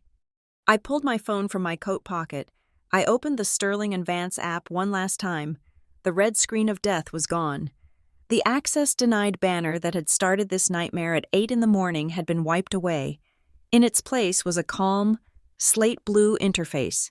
A green checkmark pulsed gently in the center. "Welcome, Ms. Langley. Status, secure, trust, balance, protected." I stared at the word, secure. It was just 6 letters. But it meant everything. It meant I could buy a coffee. It meant I could pay my rent. It meant I could live. I closed the app and slipped the phone back into my pocket. I walked to the curb and raised my hand. A yellow taxi pulled over immediately. "Where to, miss?" the driver asked, as I slid onto the cracked leather seat. I hesitated. My apartment was quiet. Too quiet. It was full of memories of Tiffany borrowing my clothes, of Arthur stopping by to check on me, of Beatrice criticizing my decor. It was a crime scene of a different kind, an emotional crime scene. I couldn't go back there, not tonight. "The St. Regis," I said. "Fifth Avenue." The driver raised an eyebrow in the rearview mirror but nodded. "Fancy night?" "You could say that," I replied. We drove uptown. Watching the city blur past, I didn't cry. I didn't feel the need to. I felt a strange, vibrating energy in my chest. It was the feeling of a heavy pack being dropped after a 100-mile hike. When we arrived at the hotel, I used my debit card to pay. The machine beeped, approved, a small sound, but a victory. I checked into a suite. I didn't ask the price. I didn't care. I ordered room service, a bottle of vintage champagne and a burger. 20 minutes later, I was sitting on the balcony, wrapped in a plush hotel robe, looking out over the glittering lights of the city. The champagne flutes were crystal, cold and sharp. I poured a glass. The bubbles raced to the surface, frantic to escape, just like I had been. I held the glass up to the moon. I had lost my father today. I had lost the only mother figure I had known for the last decade. I had lost my sister. By all conventional metrics, I was an orphan, alone in a city of 8 million people. But as I took a sip of the wine, tasting the crisp, dry notes of grapes grown in soil I would never see, I realized something. I wasn't alone. I was free. I had my mind. I had my name. I had my mother's legacy. And for the first time in 26 years, I didn't have to look over my shoulder to see who was holding the knife. "To you, Mom," I whispered to the night sky. "And to access granted." I drank. The champagne tasted like stars, and the silence in the room wasn't empty. It was full of possibility. Thank you so much for listening to this story of betrayal, justice, and ultimate freedom. I would love to know where you are tuning in from today. Are you listening from a busy city like Margot, or somewhere quiet? Please let me know in the comments below so we can connect. If you enjoyed this journey, please subscribe to the BitterSweet Drama Stories channel, like this video, and hit that hype button to help this story reach more people who might need to hear it. Your support means the world to us.